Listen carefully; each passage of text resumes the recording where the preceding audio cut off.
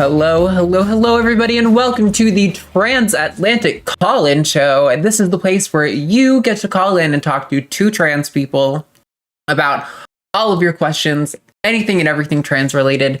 So if you are a ally or a parent who maybe has an uncomfy question that you don't really want to ask your kid, but you kind of want to know the answer to, this is the place you can call to get that question answered. If you are somebody who espouses the biological essentialist view of gender and you want to put that view to the test, this is a place where you can call and do that.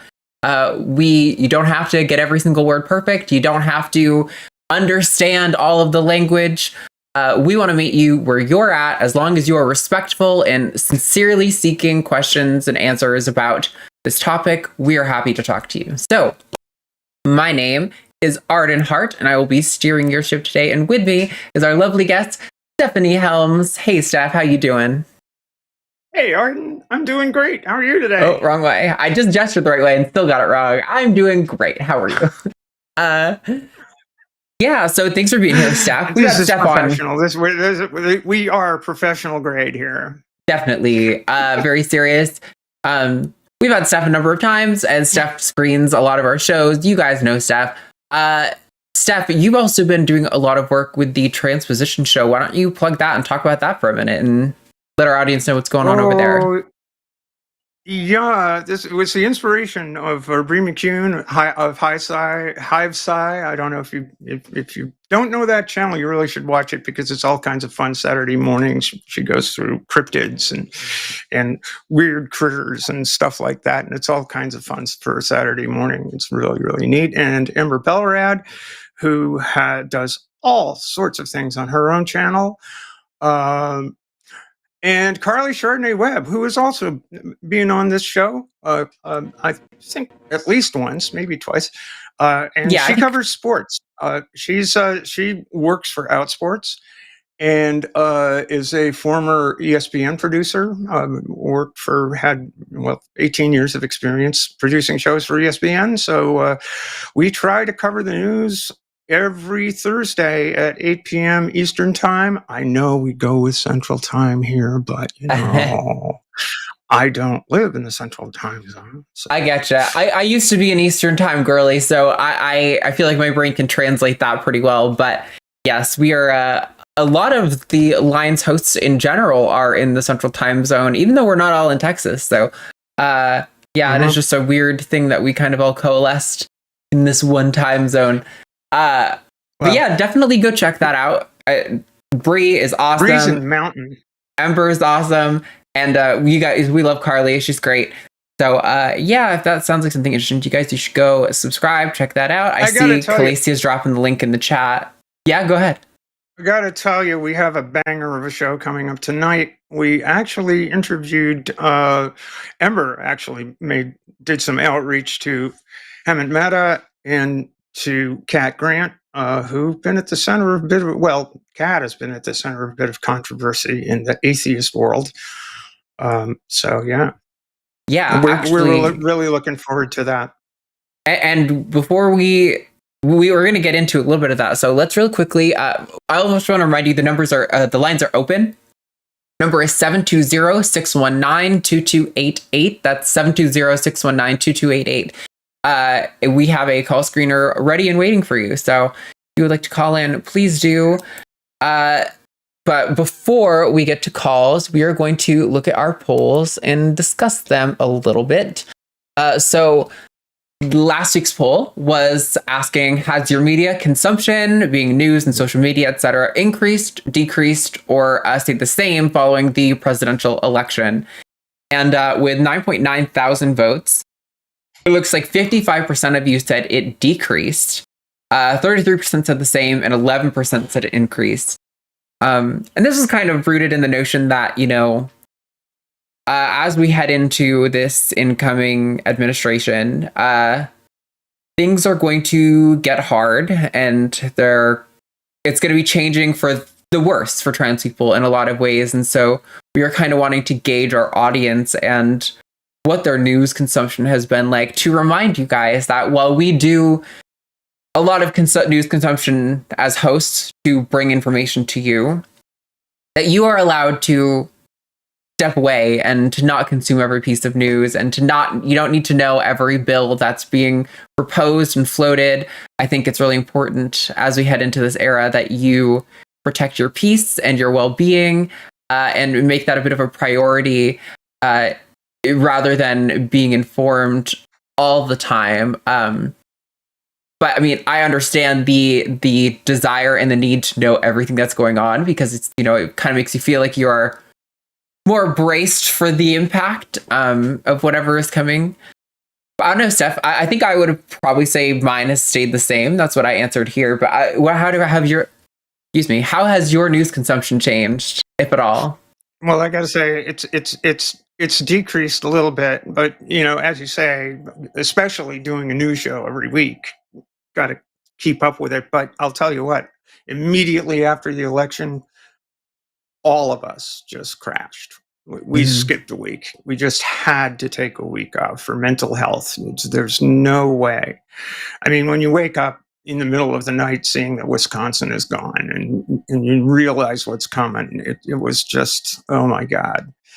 It was hard. It was hard. But we're back at it. And but I would say on the whole, it took me a while to get to the point where I could tolerate going on, just looking at regular news sources. And of course, shitter, forget it.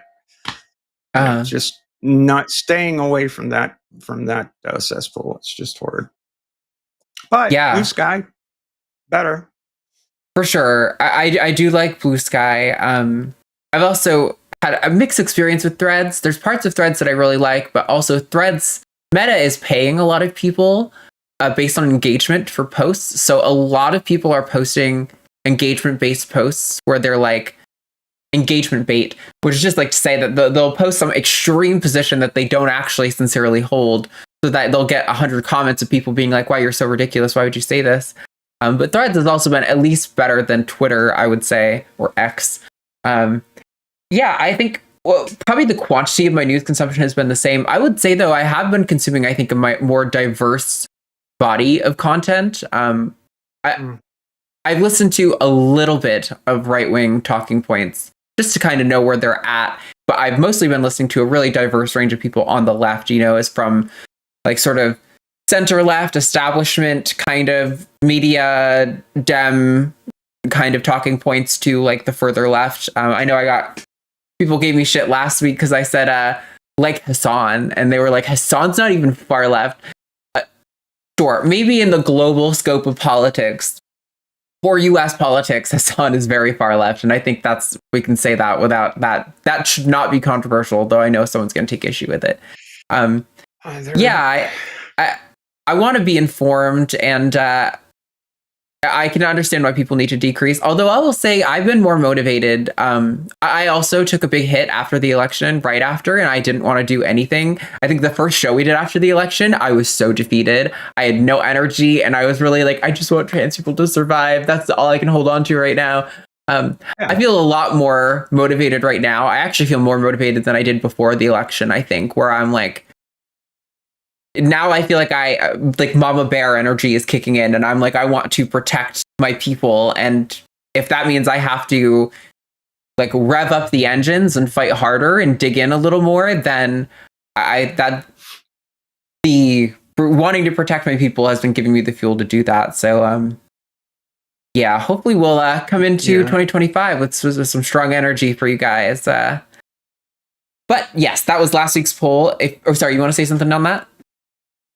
Yeah. I mean, you mentioned the far left. I mean, I haven't seen anything far left in this country since the 1970s, and literally, I was there, and I remember all of those folks doing crazy shit. And folks, it's not a good idea to go blowing shit up. That's not the way. So let's not do that again. But let's get a little bit loud. Can we not? I mean, can we not hold people to a higher standard? Can we not think of a better way to do this stuff? One of the nice things about those days was people really didn't give a shit if you were trans or not. I mean, they kind of did, but they didn't. You could disappear into the woodwork. As a matter of fact, it was expected that you would disappear into the woodwork. And the only thing you had to deal with was your family, your job, your social circle, and all of this other stuff. Was it easy? Fuck no. But what we're dealing with today is a matter of urgency and law, and it's screwed up. Yeah, for sure. I think there's and that's something I've been saying a lot in the last few months, and that I'm really hoping to kind of bring back to American politics. Is I would like us to move, in a sense, not back in time, but back to where the people who our transition mattered to were more of in our immediate community alone. And kind of, that's why my mug for the holiday competition was like, leave trans people the fuck alone. Because, I'm fine with people not agreeing, whatever that means. I think it's kind of an incoherent statement to say you don't agree with it. And we could get into that if someone wants to call about that. I'm fine with you not thinking I'm a woman. I really don't care what you personally believe about me or any trans person. What I want is to not be encumbered by your beliefs about trans people. I want the freedom, the free and fair access to society, the freedom to engage in my own pursuit of happiness, as is my right in the Constitution, to just participate in society. I want to just engage with my family and do the things I love. I've said it so many times. There's like a reptile enclosure I'm building back there. I would love to be spending more time with my reptiles. To be spending more time on like all the other things that make me happy. And I would love to be engaging in this topic as more of just like a fun philosophical exercise. But instead, it is often a fight for rights. And that's kind of where I'm just exhausted with. And I want people to recognize that, like, criminalizing being trans, removing us from the military, removing our participation in society, removing our access to legal documents that represent us, all things that Trump has said he wants to do. These are things that are not going to bring your grocery prices down. They're not going to make caring for your child easier. They're not going to make you healthier. They're not going to make houses cost less. These are things that just ruin the lives of a minority for no benefit to the rest of society. And so I urge people who are watching this, who maybe voted for Trump or who are sort of, maybe not as far left on trans issues and Trump aligned closest with them on other things, so they just didn't really think about it, to consider the fact that he's spending so much time and energy talking about us. And does he talk about other things too? Sure, of course. But like, these are the things that he said he's going to do on day one. Why is he not going to pass? Why has it not been more of a forefront of his campaign to talk about passing things that make your economic situation better? Kind of holding their feet to that fire. If they want to deliver this, campaign on this sort of populist message, hold them to their promises and say, like, why are you dealing with trans people doing this when you're supposed to be for me? You said you weren't for they, them, you were for me. But you're not doing anything about me. You're completely focusing on the they, them. Like, it's, I'm just trying to point to the irony of the whole situation. Yeah, and another thing is, I don't think that your gender identity, your sexuality, your is a right-left issue. It just isn't. I personally know several quite conservative trans folk. I remember back right around the time when I was transitioning, one of my friends was a staunch supporter of George W. Bush. Why? Because she had a bunch of guns, and that was her issue. And I it's not a left-right issue for the individual people. And I always like to say, the people, when people bring up the notion that there's such a thing as trans ideology, my ideology and Blair White's got nothing in common, nor Buck Angel's, nothing in common. I got nothing in common, but they're both trans. You know, I mean, they're both in their way. If trans means not aligned with your sex assigned at birth, they're both trans. So where's the ideology there?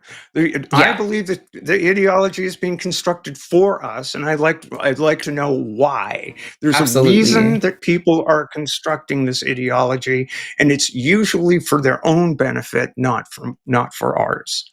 Yeah, I absolutely have an ideology about gender, but it has nothing to do with the fact that I'm trans. It is like, I want, gender abolition. I want people to not be burdened by the expectations of gender that were placed upon them by the generation prior. Like that's where my gender ideology is. That said, we are finally starting to get some calls coming in. Numbers are open at 720-619-2288. We're going to read this week's poll and put it in the chat, and then we're going to come back and discuss it a little bit later. So this week's poll reads, is it mission creep if organizations for church-state separation are advocates for the LGBTQIA plus and other minority civil rights? So there is a version of that in the chat, but there's not enough characters. It's the same poll. So you can participate in that now, or go to our community tab and vote on that. And until then, we have calls. Are you ready to dive into it, Steph? Oh, let's do this thing. All right. So we are going to talk to Nia in the UK. Nia asks, how do you effectively deconstruct transphobic thoughts? So Nia, you are live with Arden and Steph Helms. What's going on? Oh, hi there. Hi. Sorry, I'm a little bit nervous. You're right. Big fan of the show. So a little bit of backstory. I'm a trans woman. Came out. Oh, are you still there? I can't hear. Yeah. Oh, I cut out. You have to be aware of the phone going to sleep, but yeah, can you start that over? Yeah. So basically, I'm a trans woman. I started coming out 14 years ago at uni. Had a bad experience, so went straight back into my egg. Mm-hmm. And in order to keep myself there, I basically used internalized transphobia. Like, things like, oh, you'll never be a real woman, so what's the point in doing it anyway? That kind of thing. Mm-hmm. 14 years later, that just wasn't effective anymore. I had a moment where it all kind of washed over me, and I broke down crying at a party in front of friends. Came out as trans then and there. And at first I was like, oh, I was just drunk. I'll be fine. I'll go back to normal. That didn't happen either. So it's the day after that, the day after that, the day after that. And I just decided, okay, I have to do something about this now.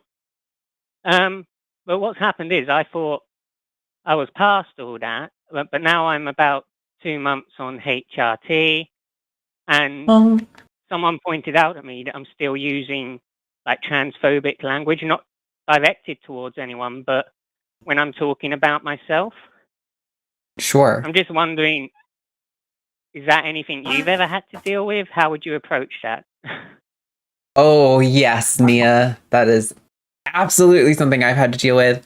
I've mentioned it on the show before, but I actually I was pretty transmedicalist early in my transition, and I was kind of vocally transmedicalist, and that, in my opinion, is very similar to what you're talking about. It was really rooted in, sort of these like cis normative expectations and kind of putting that on other people because of my own experience, and it resulted in me having kind of transphobic thoughts about myself and other trans people. And I think that is a extremely common experience. I mean, we all grew up in the same transphobic sort of world, with transphobic media, and it indoctrinates you to a certain extent. And I think you can definitely kind of work through that. But Steph, do you have thoughts on that? Did you experience that yourself? I did, and I think I think it's extremely common. I mean, especially if you spend a good portion of your life going, I'm not one of those. The of those it hangs with you for a while until you realize that, until you start deconstructing the whole notion of gender for yourself and for other people. I mean, I'm a pretty binary. My gender identity is pretty binary. It's like I've always thought of myself as female from a very, very young age. It took me forever to understand the very idea of a non-binary gender identity. So it's just, how does that work? I don't understand. You know, that's all kinds of crazy. But it's not. You know, it's a matter of, I think you have to open up your heart to all of the conditioning that you had growing up that said that you're impossible, and all of the conditioning that you had to deal with. You need to start deconstructing that, and it takes time. And you need to be patient with yourself. And for sure, and please don't beat yourself up about it. I would love to know, Nia. Are there some like specific examples that you're comfortable sharing? Of course, if you don't want to, you know, if it's uncomfortable, don't push yourself. But if there are some specific things you can think of that you want us to kind of dive into specifically, I would love to try to help you navigate that. Yeah. Sure.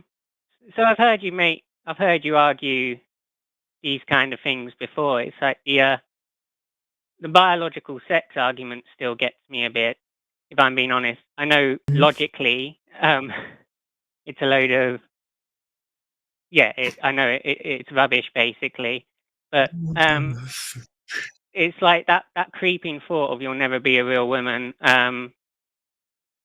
It kind of hits real deep, and then I'm not a trans medicalist by any stretch of the word, but I feel like I'm over reliant almost on that transition process. I'm trying to do everything I can to like eradicate anything masculine about me. And a big part of that is dysphoria, but it's also what other people think.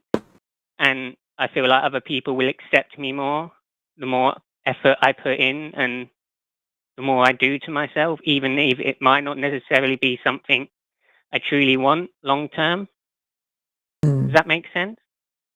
Yeah, I think it's a really common experience that I've encountered amongst trans people who maybe they're very similar, where they're early in their transition. They're like, I want to do this and that and this and that and this for my transition so that I can feel like I am as close to a real woman as possible, you know, this quote unquote real woman as possible.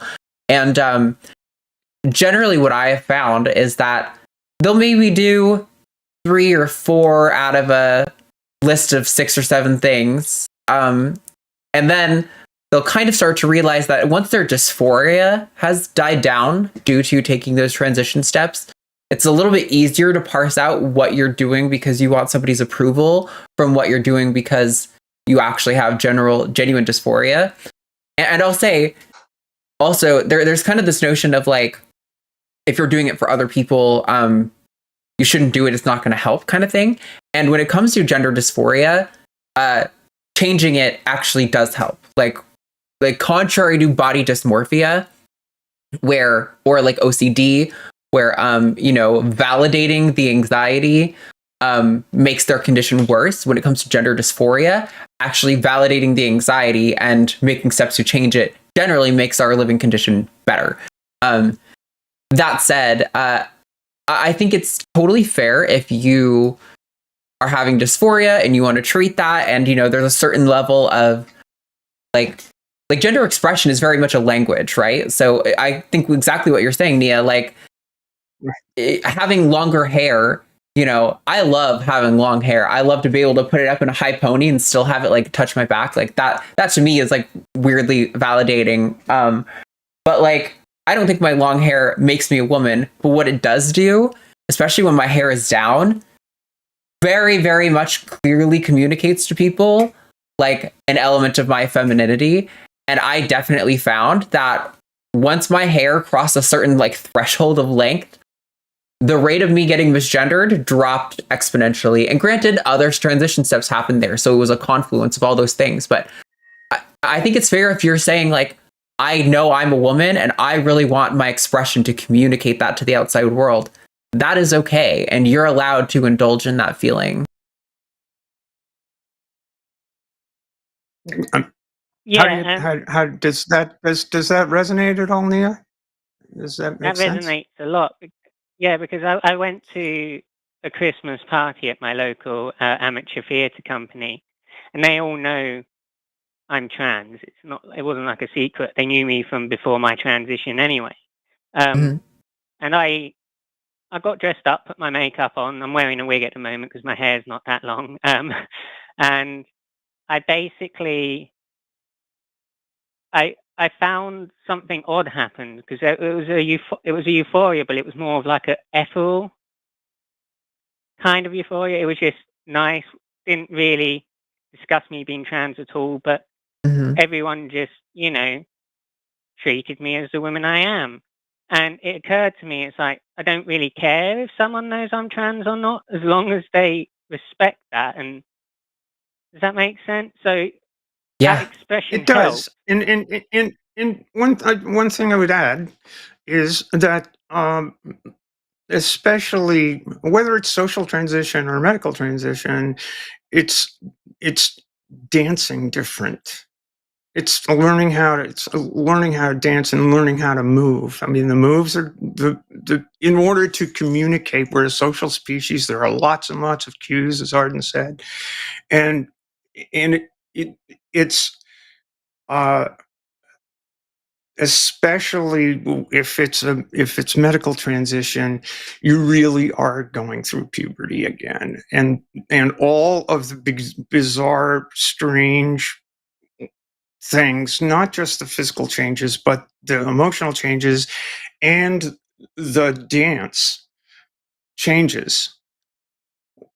And it takes some time. And you need to be easy with yourself and give yourself permission to try this and try that. Find your style. Find what matters to you. Find what doesn't matter to you. Find the stuff that you can just simply ignore. Find the stuff that, well, if somebody says something and you just tell them to piss off, or you just go with your life and live. And eventually you get there, and eventually it's smooth. And every now and again, somebody will be a jerk. But every now and again, people are going to be jerks no matter who you are. Yeah. No matter how you move, no matter what you say, somebody's going to, you're not going to be somebody's cup of tea, or they're not going to be yours. And in which case you just make that negotiation and you decide to, okay, this is a person I'm worth talking to, or this is a person worth running away from. One way or another. You wind up living. Yeah. Which is nice.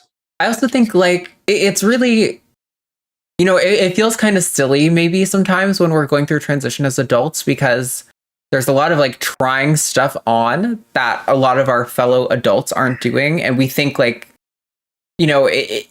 it's totally fine by like performance theory, sort of, as it were, but it feels a little silly, like you're playing a game. But I also want to remind you, and I've said this to other people before who are kind of like working on like voice training and stuff, that as kids, that is all we're doing. We're experimenting at, how we're going to construct our gender.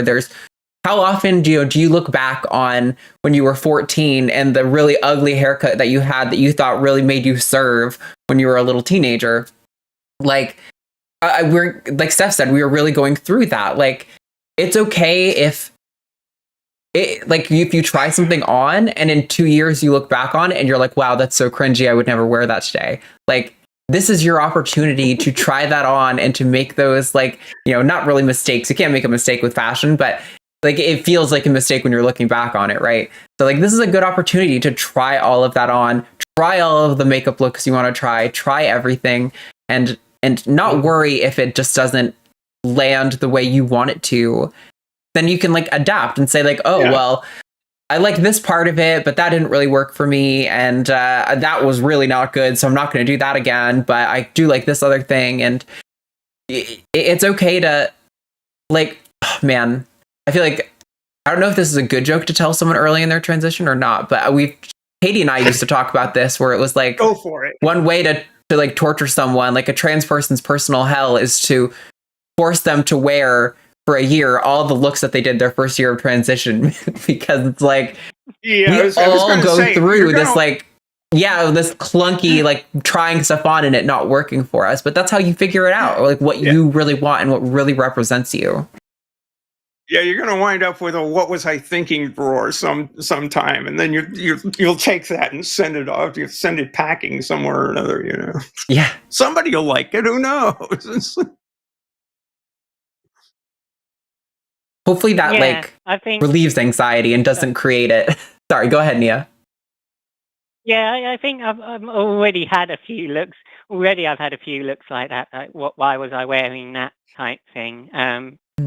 I'm already starting to fall into what I think is my fashion, like quite chic. And it helps that I have like some really supportive friends. None of them trans, all of them cis, but they just accepted it straight away. I've lost friends as well, of course, and that can cause one of them caused a bit of dysphoria. But I have those comfortable environments to explore. I have a lot of women friends who want to have a go at my makeup, so I'm letting them all have their own turns in order to see what I like to do with it and things like that. So I do think I am getting there. It's just I don't know. Those thoughts kind of cripple me sometimes, like because totally before when I could use them to press my dysphoria, now they just trigger them. Trigger it. So. Mm-hmm. Yeah, I want to like really like validate something you had said earlier before we move on to the next caller, and just kind of say like, you're talking earlier about how you were at this party and like people knew you were trans and like maybe they feel some kind of way about it, but they just accepted you and made a place for you there. And I think that is like really the ultimate goal, and I think that we should all as trans people strive towards that. Like for example, I went to my friend's wedding recently, right? And I know probably a third of the family there was very, very Catholic, very traditional, and not super accepting of LGBT people. But I was in the wedding. My two friends who got married are both bisexual and very queer, and they have a lot of trans and queer friends. I knew I had a place there, and regardless of whether people knew I was trans, some of them did, some of them didn't. Regardless of whether they accepted me, some of them did, some of them didn't.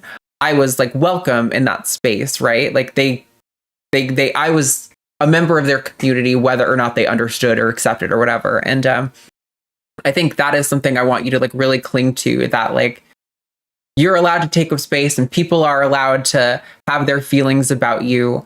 But that doesn't affect who you are or like your right to express yourself in the way that you feel like best represents who you are.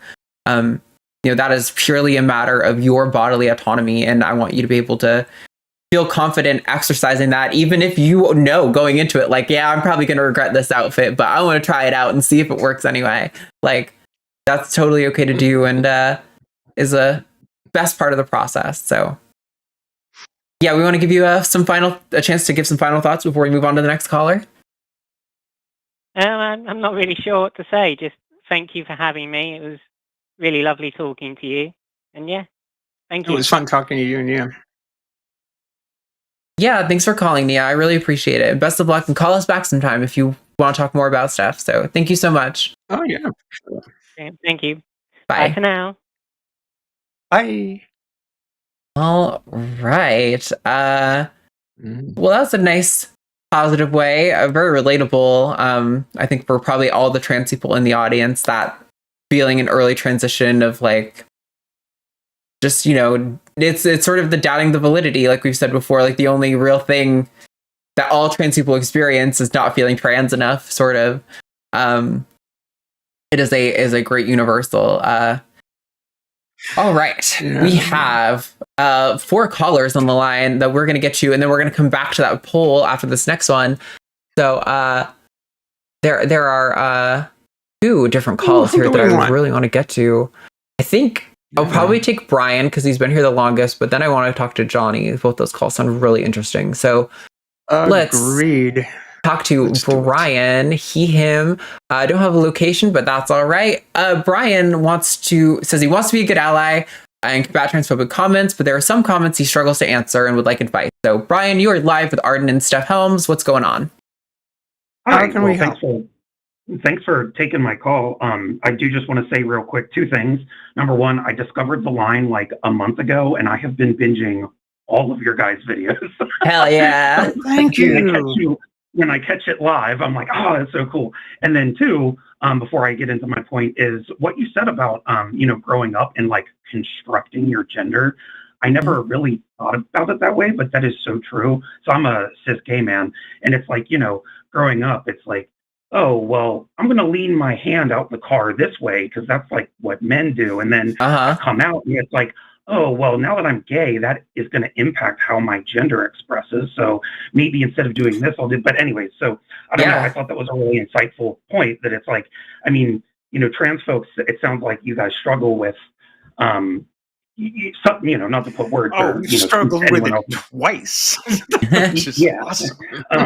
Struggle with constructing, like, what does my life look like post transition, and you're kind of constructing a gender, but I never thought about it that, like, yeah, you really are constructing a gender even if you are cis. It's just it starts very young. So anyway, so insightful. Anyway, so I guess my comment is, so like I said, I'm a cis gay man, but I do find myself in some heteronormative spaces sometimes, or like with family. And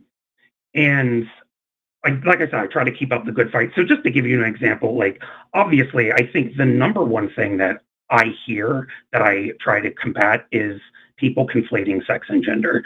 And that's what I always try to, really kind of start off with, because that seems to be the most common thing that happens.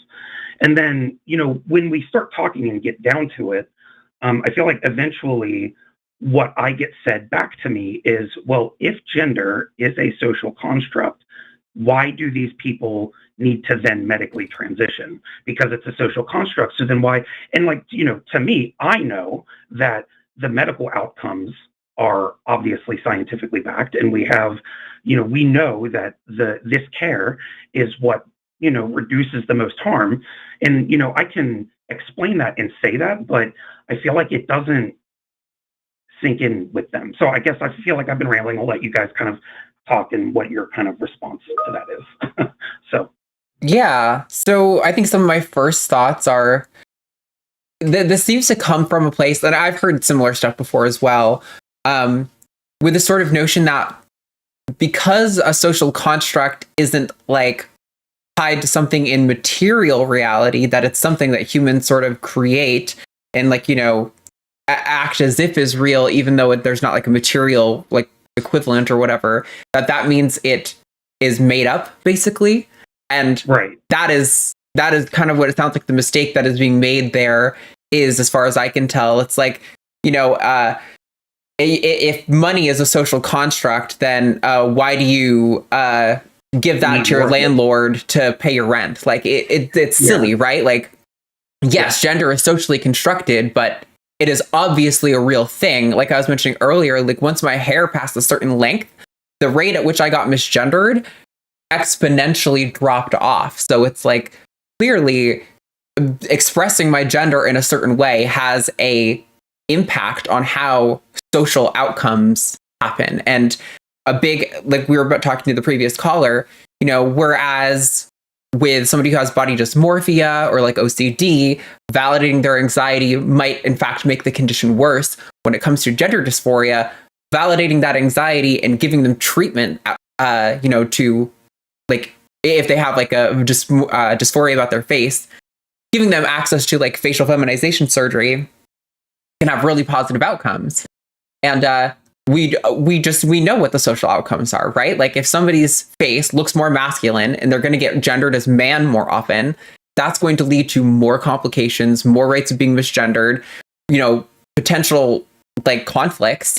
Whereas if they pass and they're like medically communicating their gender in a way that, or socially communicating their gender, that's going to create less of those conflicts. So it's just, it seems to be this like confusion that social construct means made up, which like it is in a sense made up, like money is. Like we imbue the little green papers that we have with value, right? Like that is just a piece of paper in and of itself, but like it's still a real thing. Like we still operate our entirety of society as a capitalist society on this notion of capital and money. So just because it's socially constructed doesn't mean it's not real. But Steph, you look like you're ready to jump in. Well, yeah, and I would also add that additionally, sex and gender may be separate things, but they're intimately intertwined, especially for people who do have a fairly large amount of gender dysphoria. I mean, you don't have to have gender dysphoria to be trans. However, if you do, there are ways to alleviate it. And usually they involve transition, and usually it involves medical transition. And usually that means doing things that change the sex characteristics that your body possesses. In other words, you not only externally but internally, your bloodstream changes, your metabolism changes, the way your muscles work change.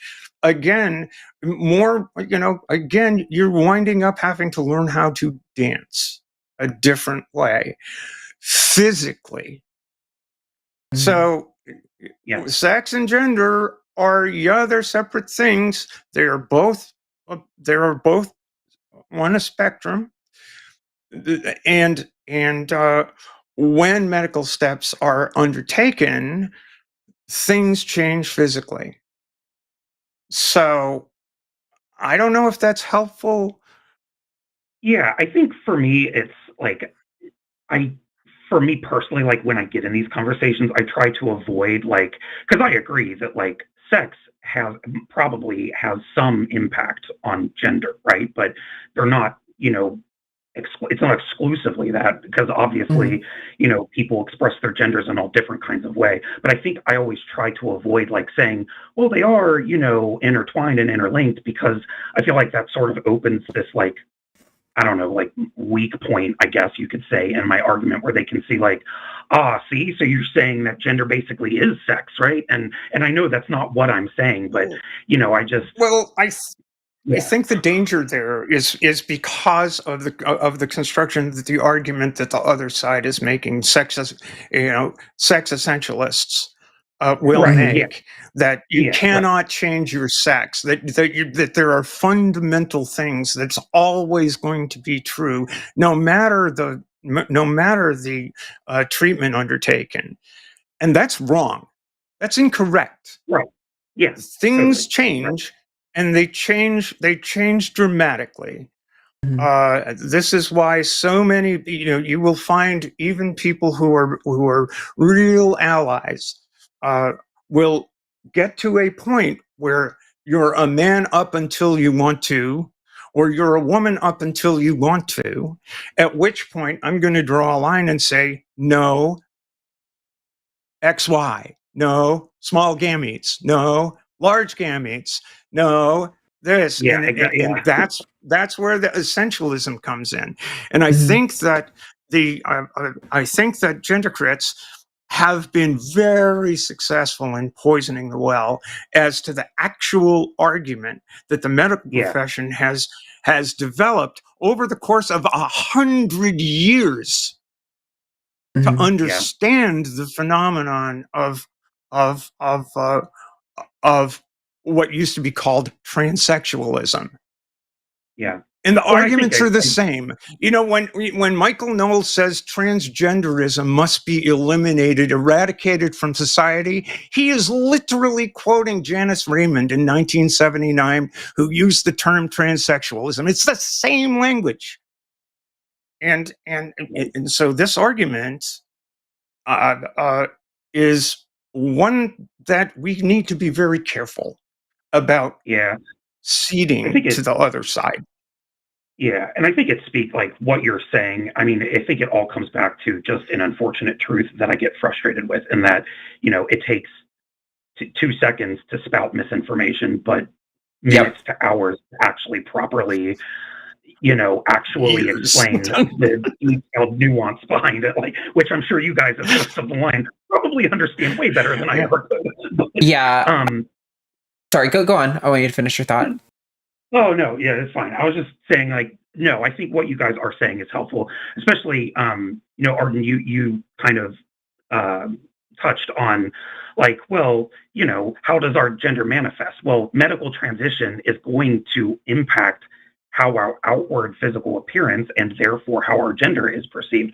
So I kind of I feel like I can take that and I could take it in a direction of, okay, whatever, gender is a social construct. That's fine. Why would they have to medically transition? Well, physical properties are part of gender. Like that, that is how people see gender. And so, like I said, I tended to focus on the outcomes, that it's like, we know what this care does and it reduces harm and it is highly beneficial. But I'm wondering if with these specific people that kind of push back on it, I could take it more in a direction of,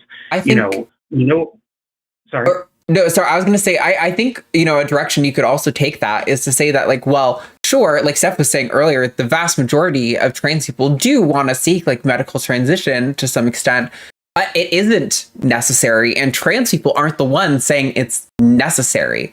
We're saying that for some of us, it is, for some of us, it's necessary, but, like, a great example is Alok, I'm forgetting their last name, but they are like a non-binary, like sort of trans femme person who's assigned male at birth, and they often talk about how they have a lot of body hair and how people will often be like, you would be so pretty if you would just shave all your body hair, and they keep saying like, yeah, that's what you want me to do to conform to your expectations of how a feminine person should be. Yeah, okay, yeah. Yeah, and so I think you can sort of appeal to that too, like, their notion of what trans people are advocating for is already a straw man argument, right? Like, we're not saying you have to medically transition. We're just saying that for some of us, like, this is the best course of action to improve our quality of life. And we want to be able to have access to that if that is what we need. Like, we aren't saying you have to transition, or that if we find a kid who is like acting a little atypical for their gender in our culture, that we should transition them, or any nonsense like that. Yeah. We're just saying banning it is wrong because we deserve to have access to these treatments. Right, 100%. Yeah. No, I think that's transing people. It's another one that always makes me laugh. Yeah, well, I was wondering if I fucking talking. Yeah. Sorry, Brian. When I first called, Go ahead. When I first called, I was wondering if I was going to be able to say they're transing the kids, ironically. Like, yeah. But no, that doesn't happen. No, the expression, especially for kids, and I was a kid once, and I expressed, the current standard is insistent, persistent, consistent in expressing a gender identity. That's a standard where you start having conversations with the kid, and the kid is expressing this themselves. Usually, so, and I appreciate you guys saying that, and that's why the conversation belongs with that child's family, their physician, their caring professionals, and that's where it belongs. It does not belong in the United States Senate. It does not belong in your state house. It does not belong at your school committee. And in order to make sure that it stays between your family, that kid, their social group, their friends, and their caring professionals, you got to go to your school committee and make sure you're not having people on that school committee who are going to try to take that grace away from that child. Yeah, for sure. Well, I thank you guys for all your information and, everything that I've learned about trans issues. I love TACIS, all the line shows, but I know you guys probably have plenty of other calls to get to. But really just appreciate everything you guys do and love the channel, and thanks for everything. So. Yeah, thanks, Brian. And if you think of another kind of argument or point you want help understanding, please do call back. We'd love to talk to you again. So thank you so much, and you have a lovely day, Brian. Awesome. Thanks, you guys too. Thanks, Brian. Bye. All right, we are going to real quickly talk about our poll results, and then we're going to move on to the rest of the calls. I am closing the lines for the rest of the day, meaning no new calls will get added. But if you're in the host queue and you can hear me right now, we will get to you. We have full lines, so it's going to take a little while to get through everyone, but we are going to get to everyone in due time. So real quick, let's look at this week's poll, which, if you don't remember, read, is it mission creep if organizations for church-state separation are advocates for LGBTQIA and other minorities' civil rights? So, Steph, do you want to summarize this one, since this was sort of your recommendation? Well, I mentioned at the beginning of the program that we're going to be talking to Kat Grant on the transpositions this evening, who was an intern for the Freedom from Religion Foundation, and she wrote back in November. She wrote an article for their publication called Free Thought. And a guy named Jerry Coyne decided that he wanted to respond to that. So on the 26th of December, he did, and he did in the most horrifying way possible, basically using really bad biology and really bad statistics to paint trans people in the worst possible light. And straw mans of what trans people are advocating for, so detached from reality. And one of his complaints was at the very end of his piece, which has since been taken down by the Freedom from Religion Foundation. One of his complaints was he hates to see an organization devoted to the separation of church and state from wading into these cultural issues. Mm-hmm. So. Somebody said Kat uses they, them, I guess, if we use she, her. Sorry for that. I'm sorry. Yeah, Kat is non-binary, uses they, them. My apologies to Kat. See, even we can screw up every now and again. Yeah. Is it mission? So that was his question. Is it mission creep? That was his. He hates to see mission creep. Well, this isn't the mission of an organization that is devoted to freedom from religion. What do you think? Yeah, I think it's pretty obvious that the majority of the push against LGBTQ people in general, and particularly right now trans people, comes from a religious motivation. While there are people who make biological essentialist arguments like Dawkins and Coyne, it is not that is not the bulk of the people who are advocating against us. In fact, the bulk of the people advocating against us are the far-right, MAGA, extremist Republicans who hold to a Christian nationalist evangelical worldview about what gender ought to be. It is completely within the bounds of an organization focused on separation of church and state to take great interest in protecting the civil rights of trans people when we're under attack by those organizations.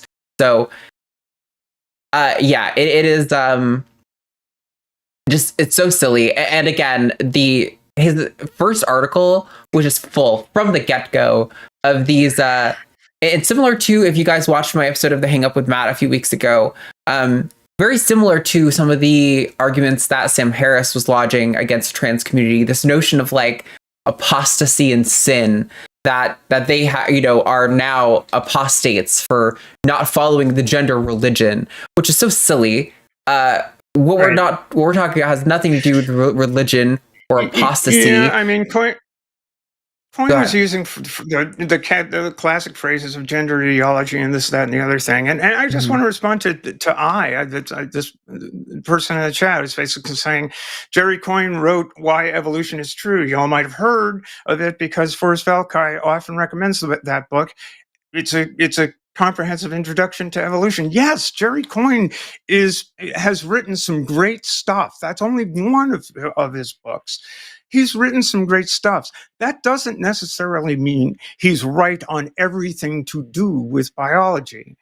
Right. And in this case, he clearly hasn't studied the issue. When a man brings up a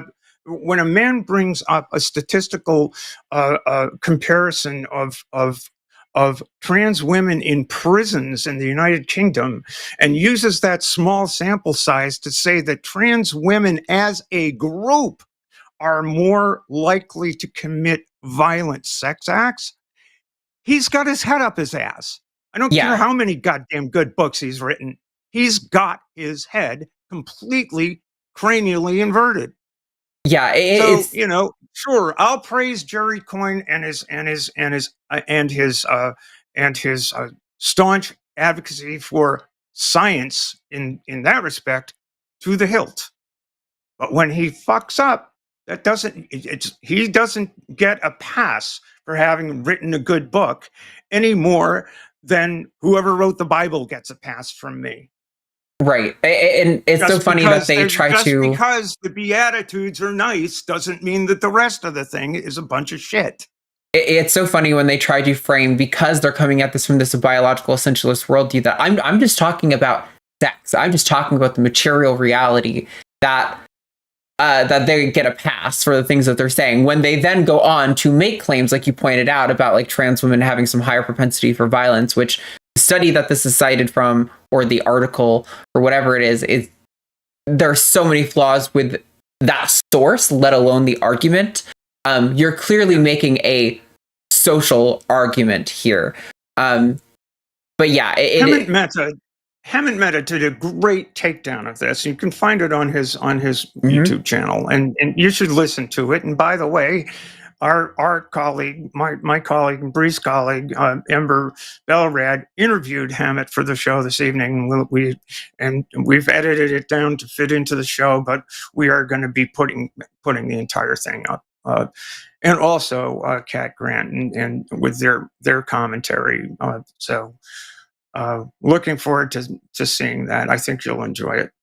Yeah, it's also worth noting that while Forrest might recommend Jerry Coyne's books on evolution, he also on Sunday night started the show calling him out. So yeah, it is it's just frustrating, mostly because it is also, people had a lot of questions about why FFRF published this, and while they had a disclaimer that they didn't necessarily represent their views, we now know that it was reviewed and approved at some stage by leadership within the organization.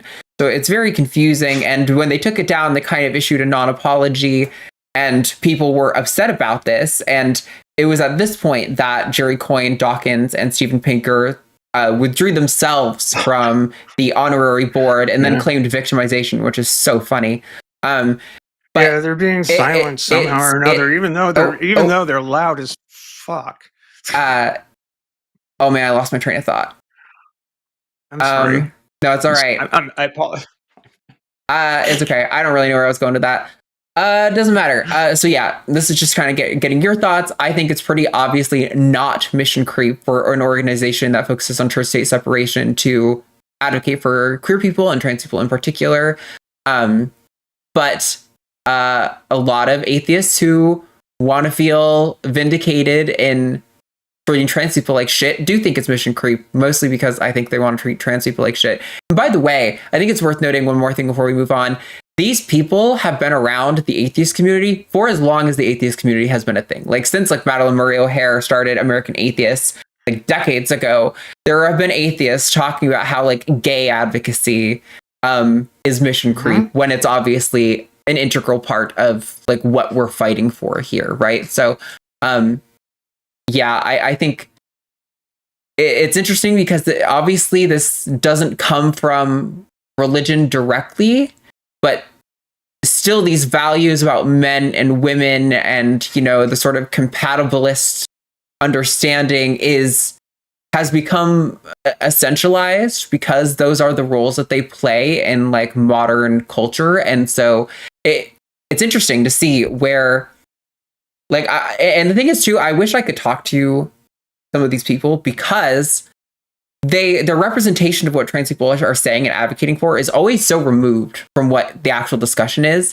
that I'm like, part of me wonders if we were able to communicate to them, maybe we could get them to understand, or if they would reject what we're saying and still say, no, my misrepresentation is still the actual, what you really hold. So.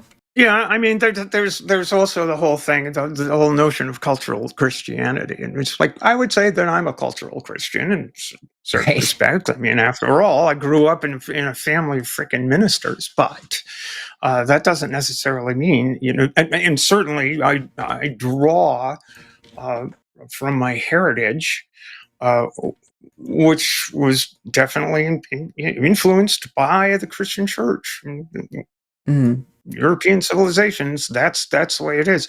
That doesn't necessarily mean I have to carry all that baggage. I mean, if I'm going to be a cultural Christian, does that mean I'm going to have to hew to Pope Alexander VI's doctrine of discovery, wherein white folks, European folks, can go to Africa and take over the land and the people?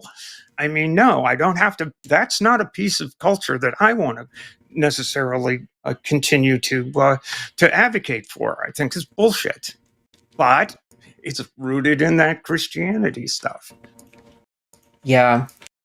All right. Well, we are going to move on to our next callers. Thank you so much to everyone who's called in today. We're going to get to all of you that are currently in the host queue. Sorry, looking for the right button on my shortcut key here. So coming up next, we are going to talk to Johnny. Pronouns are he, him. And Johnny's calling in because he's been called a transphobe and it cost him friendships. It was explained clearly why he's a transphobe, and it has to do with his dating preferences. So I think this could make for a really interesting conversation. Johnny, you are live on the line with Arden and Steph. Why don't you set it up for us? Tell us your situation. Oh, hi, Arden. Hi, Stephanie. First time caller. Hi. Yeah, thanks. So I think it's basically, in a nutshell, like I don't know how long I should explain things or how much detail I should go into, but be concise if you can, but give what you think is necessary. Well, basically that what you read was basically that's about it. Yeah. Okay. Well, I mean, we can definitely respond to that. I mean, and if you want to add any clarifications, if we, you know, maybe misunderstand something, then please do butt in. Well, I'm a bit of a talker, right? So, and the guy said to be more concise.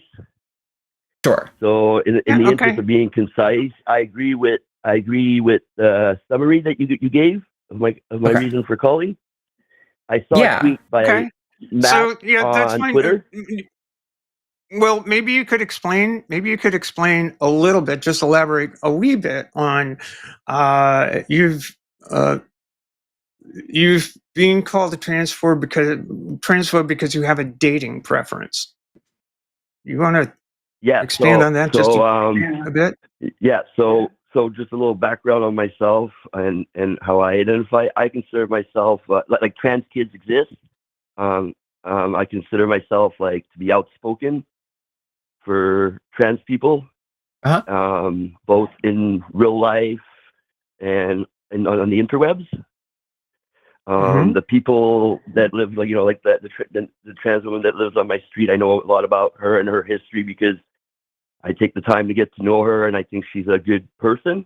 Sure. So, Johnny, I trust that you're coming here in good faith and to help direct this a little. You don't have to be shy. We'll understand if you have a dating preference. What's the that's it. Like that. I don't know. Hold on. I just wanted to say.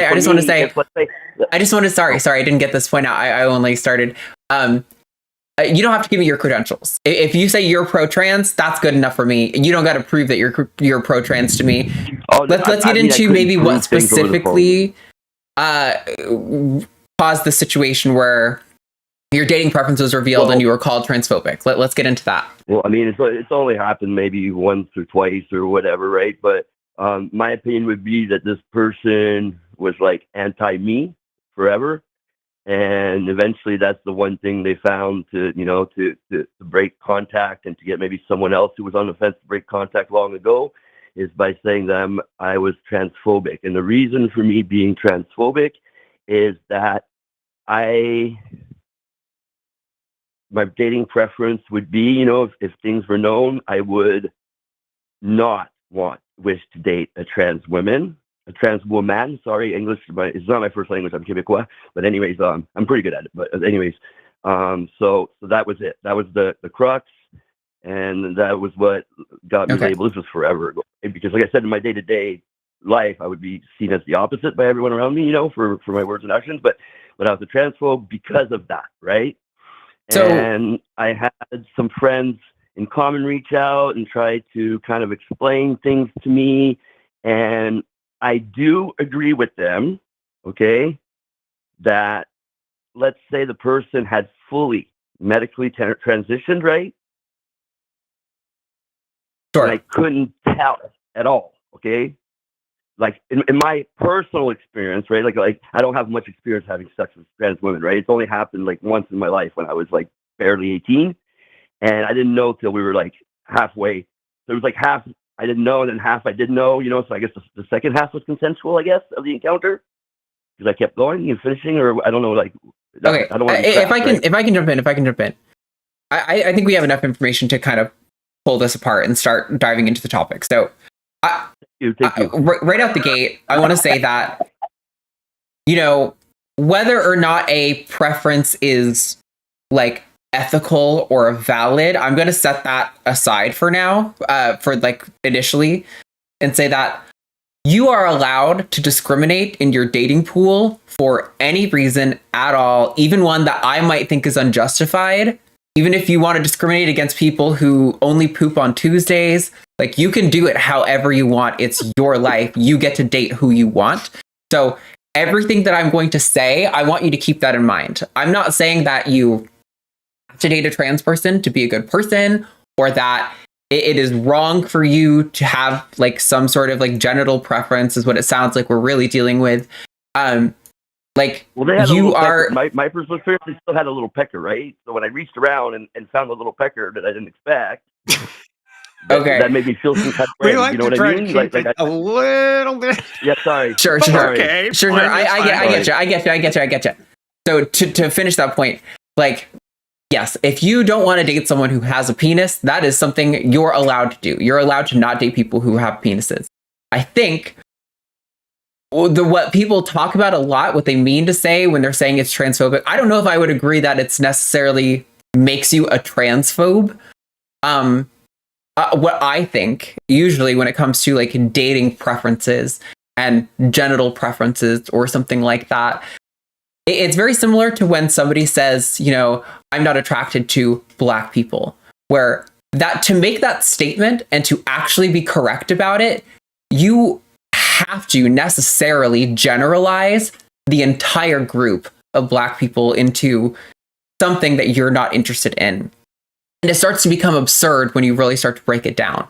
Like, again, you can discriminate against anyone in your dating pool for any reason, even potentially bad ones. But that being said, generally speaking, when somebody says, I don't want to date a trans woman who has a penis, what is caught up in that when you ask them why? It's usually because, and I'll pitch this to you after, but just to finish the point, it's usually because of some sort of preconceived notion about what that's like, what sex acts are available to them, or what the implication of that is for them on their broader identity. And again, even if those are invalid or not making a comment on that at this point, you can say that is enough for me, right? If you think it makes you gay, you cannot date someone for that reason. I'm not telling you who you can and can't date, or who you can and shouldn't have sex with. But hold on. I want to finish this point. But that's why I want to pitch to you, before you go into whatever you're saying, to talk about why. What is it about dating a trans woman that you feel is like a breaking point for you? Okay, before I answer that, I just wanted to just share my personal views. I identify as straight, right? Sure. But like just like any other like distribution in life, I think out of like myself included. So me and the majority of people who identify as straight are technically bi, to like on a spectrum, if you know what I'm saying. Sure, like a Kinsey scale belief, right? I getcha. And if you know what I mean, and if I was like in some certain social situation where being bi would make me feel cooler, I might identify as bi, right? Like it's just that in my life I've got to identify as something, and I've been identifying as straight my whole life, and I don't have any problems with like man or trans women as far as sexual encounters go. It's more for romantic reasons. So I guess I'm going to roll into the next question, which is why I wouldn't want to date someone who is trans, right? Yep, And please answer that. Go for it. I think you actually answered that in the way you framed the question, because the last part of the reasons that you said might be my reason, I think you said something along the lines of, and I'm sorry, I'm a little nervous, and I'm paraphrasing, but you said something along the lines of how it would affect my social identity. Mm-hmm. Right? So I think that would be the main one for me, right? So I choose, even though I believe that myself and the majority of people that are straight are more technically bi, right? Because you know what I mean? When push comes to shove, like a spectrum, you know, like from, and there is people at both ends of that spectrum. I will agree that there is probably some the cringiest term ever. That's why I haven't touched this with a 10-foot pole. But I called you guys because I like this show. Like super straight. That term to me is super cringe. Okay, so I don't identify as super straight, but I identify as straight, and that's a choice that I've made, even though I believe that. So let's say 98% of straight people are bi. Yeah, I have. So there's so much to break down there. Like, for one, well, I agree that the majority of people are probably more technically on a spectrum. I don't think there's a switch in your brain that's like straight or gay. That's just silly. I don't know if I think that people are like. Me, I feel that. Well, hold on, like, man. To me, hold on. The dumb like. Bro. Yeah, I'm holding on. It's just I want to clarify real quick because I don't. Sorry. I don't know. My train of thought got derailed. So, Steph, you have anything you want to add? Yeah, I'm trying to help you, dude. Oh, sorry, but I just wanted to clarify something right quick. But go ahead, Stephanie. Go ahead, Johnny. Go ahead. Okay, so all I wanted to say, right, is that to me, like it feels like the silly one drop rule that like racists use, because the way we've got it set up is that like I'm down with stuff that would be a little bit queer or whatever. So then, but I choose to identify as straight, right? Yeah. Well, okay, so, Johnny. Let me ask you. Yeah, I did not need that clarification. Go ahead, Steph. Let me ask you this. All right. When you go out on a date with someone, are you going out? You did say you invite somebody to go see a movie or something like that, right? Is it because you enjoy their company? Okay. If you enjoy somebody's company, can you set aside the notion of sex for a minute or two, or is it basically is dating in this context a question of getting further in a sexual sort of way? It doesn't. I mean, it doesn't have to be no. Often it won't be for me, just because I'm Jerry, single and I kind of like Johnny. Yeah. So Johnny, if that's the case, would you still feel the same way about, suppose you met someone and, I don't know, you were having a drink at a bar somewhere and you looked over and there's this person who's very attractive and you strike up a conversation and you'd like to maybe say, hey, would you like to have dinner sometime?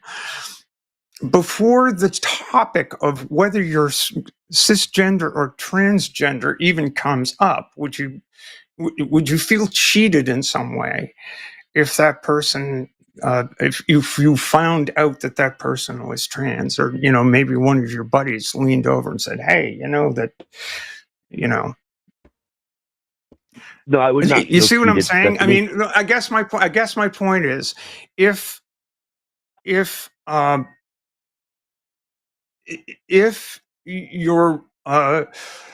your object is to get to know someone, maybe as a friend, just go out and play a game of cribbage or something. But that's not that's not what I would call a transform for. At romantic relationships. Okay. Well, I'm with Arden. You get to make those choices.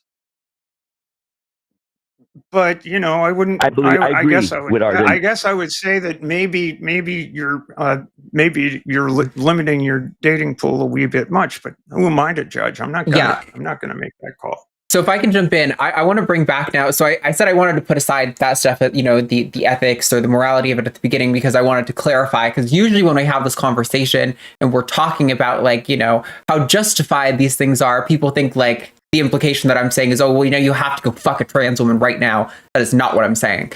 So that's just to get that out of the way, right? I will say though, I think it's all right. The audience could hear it. That's what matters right now. I think the implication on your identity is probably the worst defense, in my opinion, of this preference that exists. I think genital preference, believe it or not, in my opinion, is actually the most valid defense, because you can't control what you like. And if you just really don't like penis, there's nothing you can do about that. But if you are aware that, hold on, Johnny. I'm going to mute you because I can't get a whole fucking point without you interrupting, and it's pissing me off. I'm trying to help you and help you make your case and understand where people are coming from and not villainize you. But you're really pissing me off to the point where I'm almost going to just I don't care what happened. You're a transphobe just because I'm annoyed. That's where I'm getting with this conversation. So I'm going to have you on mute for a fucking second. I think especially when you acknowledge that being straight or being gay aren't strict categories, that somebody can be straight in 99% of circumstances, but then maybe be attracted to a really feminine twink. That doesn't necessarily invert their entire sexual orientation. They could still be mostly straight in that circumstances. I would agree. And the fact that you acknowledge that and then say something about that, this is a romantic thing, it genuinely is incoherent at that point. If this is now there are broader extensions of this that could be valid. If you are really insistent on having your own biological kids with your partner, that could be something where even though, I think it's a little bit shitty, maybe. I understand that preference. I don't share that preference, but I can't fault you for having that. I just don't understand. Your defense is incoherent as far as I can tell. I think there are valid reasons to have a preference about this, and that I don't think makes someone a transphobe. But the one that you've given so far, and maybe I'm misunderstanding, or maybe you haven't articulated it well, but the one you've given so far is the worst one as far as I can tell. So, I don't know if you want to clarify. You're unmuted now. Oh, okay, thanks. Yeah, I understand. I did say that the genitals was a problem first, right? So let's just make you didn't say that, but now I know. So thanks. Yeah, I did say that in my experience that was, anyways. Yeah, maybe. But for as far as steel manning the argument, right? I chose that answer because in my steel manning argument there would be some sort of undistinguishable vaginoplasty that's happened, right? To make it to address the most. Right, but then you went and said that the biggest thing was the implication on your identity. Yeah, I mean, I don't understand. But at that point, I would still be object to it. When I look into myself and I'm would that be a bother you still? If I would say yes, and the reason for me would be that, because if I wouldn't want, I would prefer not to. Johnny, that's a you thing, really. I Yeah. mean, suppose vaginoplasty is involved, and you don't know what. Okay, like the example I was bringing up earlier. It's like you meet somebody. It's like, hey, would you like to go have dinner? And you go have dinner, and it's like, well, I'm sorry, I'm not into that, and it's just sort of a, and if it's because you're afraid of compromising your own sense of yourself as being a straight guy, you know what that's telling me? It's telling me that you're looking at that woman and saying you're not a woman. And you know what? That's transphobic. Yeah, or if that's not it, the only other alternative that I can see is that you have some internalized self-hatred about the fact that you may in fact actually just be bisexual, and you are taking it out on other people and like forcing yourself to become like to conform to some sort of straight expectation because that's what is the easiest for you to cope with. Like those are the only two options that I can see based on what you've said so far. All right. Well, that's something to think about for me, I guess. Thanks for taking my call. I guess I get the impression that I don't really have much else to say, right? Fair. I've been as candid as I could. Sounds fair. For me, like think about it, though. I feel that I'll continue, like, believing that trans kids exist, and I'll continue advocating for, the trans people I personally know and don't know. But personally, I think this is going to continue for me to be a preference, and I think it would be a bummer. We're not right. We ain't making the rules for you and your dating and your love life. We're not making the rules for you. I hear you, Stephanie, but please think about why you're making those rules for yourself. Yeah, you're saying it may be unfortunate for someone to call you a transphobe, and I just don't really care if you think it's unfortunate, because like Steph said, if the answer is that you're saying is that you really at the foundation think that trans women are men, that is transphobic. And if it's the other thing, it's internalized homophobia against yourself. Let's be clear on that. Sure, I appreciate you saying that. But if your behavior demonstrates that you have a different belief, bro, you're not going to talk over me. It's just not going to work. No, I didn't. Johnny, I want to be clear. I did not call you a transphobe. What I said was, if at the end of the day, your questioning about your own identity leads you to exclude trans women from your dating pool because you think they are men, that is transphobic. Right. Please understand the difference. Johnny, you're muted. I'm going to be honest. I saw you trying to interrupt and I muted you, and I'm really frustrated with your conversational tactics on this show so far. So I'm going to let you go. That said, think about more of what we said. I don't think it makes you transphobic to have a preference in and of itself. It's the motivations and the reasons for that preference that might or might not make you a transphobe. And like, it sounds like you have some unpacking to do to figure that out. So I encourage you to call back, but please in the future, try not to be so defensive in anticipation of the things that we're going to say, because that's not going to make for a productive conversation. We've had this conversation on this show many times, and on several occasions it's gone perfectly fine because people were open to considering these possibilities. But when you get defensive and say things like, well, I just think it's a shame if someone says I'm a transphobe just because I think that, trans women having a dick makes me feel gross. Like, well, it kind of makes you look like a transphobe when you put it that way. But like, there's ways to go about these things that might not make you a transphobe. So how about you unpack it and maybe call back another time? But for now, we're done with you, Johnny. So have a nice day. Bye, Johnny. Thanks for calling. Oh God, that was harsh. I feel bad coming on so hard, but it's like when somebody's calling in being like, hey, I was called a transphobe and I don't think I am, and I kind of want to help navigate this. And in my effort to help you navigate this and like to do my best to defend your position, you're like butting in and getting defensive. I'm just pissed. I'm just annoyed. I'm like, well, rightfully so, Arden. I mean, and if you want a microphone to talk about this, like, go start your own show and do it. Like, but you called into our show to get our thoughts on the topic. When you bulldoze over our thoughts, what's the point? I believe the phrasing was, "Can the hosts help?" Here we are trying to help, and you're just yeah. So real quick, before we take the next call, I just want to remind everyone that at the end of the show, we're going to read all super chats of $5 or more. And if you vote for hashtag Team Arden or hashtag Team Steph in your super chat, it has to have a hashtag. No hashtag, no vote.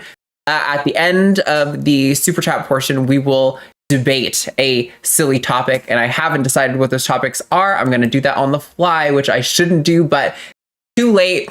We're buckled in for that. That'll be fun. And we don't have any of the shows scheduled for the rest of the week except for Matt and Promise / Eve hosting the early Sunday show on Sunday at 2 p.m. So that is what you're dealing with. With that said, everybody, we are going to move on and take the next callers. So we're going to talk to Adrian in Sweden, who asks what the future could look like for trans people. So Adrian, you are live on Transatlantic with Arden and Steph. Why don't you get into it? Extrapolate on this topic for us, please. Hi. Yeah. So first off, I'm also trans. Right on. And I don't know. I have quite a lot of thoughts about this. And when I asked that question, like what could the future look like for trans people, it's more of a long-term question. I'm not talking about like what can the next 4 years look like, but like could we maybe take some cues from the gay rights movement, and what could we be looking at for the coming however many years? I just want the bare minimum. Honestly, that's all I'm asking for is don't inhibit me from accessing evidence-based treatments.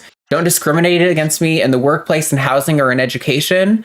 And like, give me the same opportunities that are afforded to every other person in my country or in a given country. And I think that's what I want. I just want to be able to, like, I want my life to have nothing to do with being trans. If this show wasn't needed, I wouldn't be here. I wouldn't be doing this. I might be talking about philosophy or something else kind of interesting like that, maybe gender abolition, but I wouldn't be talking about trans issues all the time. I do this because it feels necessary to me. I want us to have a world where trans people's, maybe there's still some like interpersonal problems we have with our family. You can't really do anything about that. I want institutional protection from the state. That's what I think is what I hope to see. Well, likewise. I mean, I'd like to see the progress of. I'd love to see the progress of the past 100 years be described and accepted and embraced. And I wouldn't have gotten into this whole argument, into this thing. I was perfectly happy to sit back and live my life until 2018, when the last Trump administration decided to try to do what they're promising to do on the very first day in office, which is to say, define sex as immutable and defined at birth, and basically take it from there. Because we had made substantial progress over the course of my life, and I had up till that point in time negotiated my way through transition, jumping through substantial hoops that by 2018 were no longer in the way of people living living a full life without impediments from their government.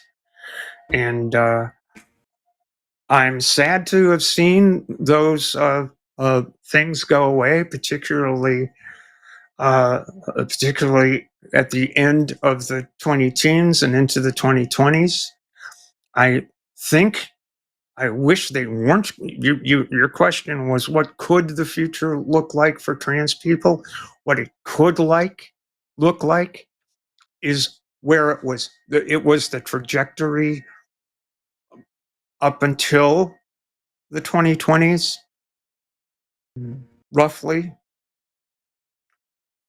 It could look, that bright future is still possible if people will, particularly in the medical establishment, would develop a spine, and the people in Congress would develop, people the world over, world leaders would develop a spine. Stop telling us you have our back when our backs are against the wall. You see the firing squad, and the best you can do is give me a last cigarette and light it for me. Stop that. Do something. That's what I would like to see. I'm afraid that what could the future look like for trans people? Are you familiar what it looked like in January 1933? Do you know how long it took? No, do you know how long it took? Do not. Do you know how long it took for the books to start getting burned? I do not know that, no. Yeah, it was pretty fast. That's what it could look like. But I am certain that it doesn't have to look that way. And I hate to be blunt, but it's just, I'm sorry, it's not good. And we're gonna need to work hard. And it's gonna hurt, but we're gonna need to work hard in order to change that. Yeah, so first off, just thank you for your thoughts. I really appreciate it. And I'm going to listen back to it as well, so I make sure that I didn't miss anything. But I think the biggest difference now is that we have the internet. We have so much access to so much information, and we can get information extremely fast. And sure, there is obviously a lot of misinformation and disinformation as well. But I would expect to see quicker progress whenever that happens, whenever the descent into more violence stops. Yeah, I think part of the problem with what you're talking about, and I largely agree, I think we can't really put the genie back in the bottle now, is that while information spreads fast, misinformation spreads even faster. And misinformation takes a lot more work to unwind, And once you have one layer of misinformation too, and this is how they really sort of form this like gender critical cult, is that you can now start building other layers of misinformation on top of that foundation where, I want to take out that first layer, but I can't. You've already, the concrete has cured down there. I have to break down the entire house first. And it's a lot of work, but I do think, honestly, I am pretty convinced that in spite of how bad it's likely to get in the next 4 years, I still am pretty hopeful that in the next 20 years that we're going to see, like you were talking about, Adrian, a similar sort of growth to what we had with gay rights, where I think we're going to, reach a point where being trans is nothing. I don't want people to care that I'm trans. I want it to be irrelevant to them. Like, it is just a fact about me. It is only seems like so much of my personality because I am here talking about it to defend my access to like healthcare all the time. But it's like not really something that I would think about or care about deeply if I lived in a society that was like laissez-faire about it. That was like, yeah, you can have your access to healthcare, just, as long as you don't hurt people, like live your life, I don't care. That's the world that I personally would want. I mean, like, if you want to, utopia I would love gender abolition. I would love to have nobody, like I said earlier, like sort of encumbered by the expectations placed upon them by, our ancestors. Like, I don't think women should feel inclined to be a homemaker because their mom was a homemaker. Like, that's just kind of silly to me. But I want people to feel like they are allowed and empowered to do whatever they want. If you want to be a homemaker, cool, do it. If you want to, like, I don't know, be a plumber, go for it. Like, I don't want to tell other people how to live their life, and I don't want other people to tell me how to live my life. I want the government to support the freedoms and access to all of the resources we have to as many people as possible. Damn straight. I really hope Absolutely. What? Sorry, go ahead, Adrian. Damn straight, absolutely. Go ahead, Adrian. I'm sorry, I stepped over you. It's okay. Just don't want to interrupt you, but let's see if I can get my train of thought back.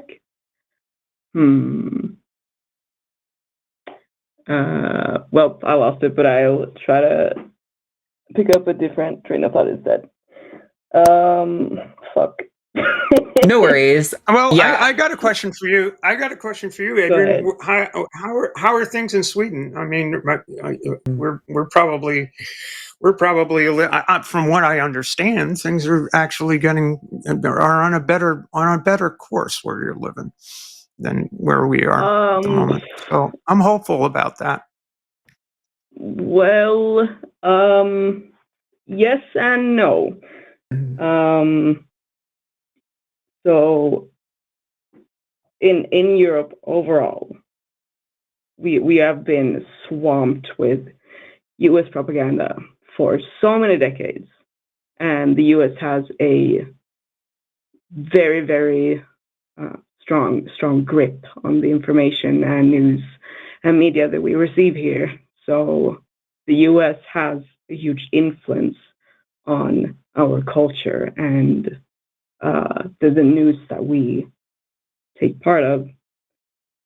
So there is a lot of transphobia spreading, especially because of the internet. But we have a completely different starting point, because we have a very low rate of religion. Like there's no fucking way you can like push a societal religious talking point against queer people. You can't do that because we have far too many atheists. And we have really comprehensive education, including sex education. So it is, it's going in a more transphobic direction, but it is not even close to as violent. And what I expect to see here, what's the word? Like when it comes to law, is an even slower progress, because we did have the world's first, like, I guess, transgender law where we have like signed a law that you can change like your gender marker and so on, and you can get transgender healthcare. And that was in the early 70s, but that law has had very, very little change since then. And the latest change that we got was earlier last year, and it was a very minor change, and it took them 17 years to do that, right. Which is fucking nuts.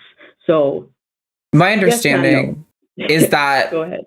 No, it's all right. My understanding, I know there's several problems with Sweden's trans laws, and one is that in order to get that gender marker, well, they were way ahead of everyone else on giving access to it.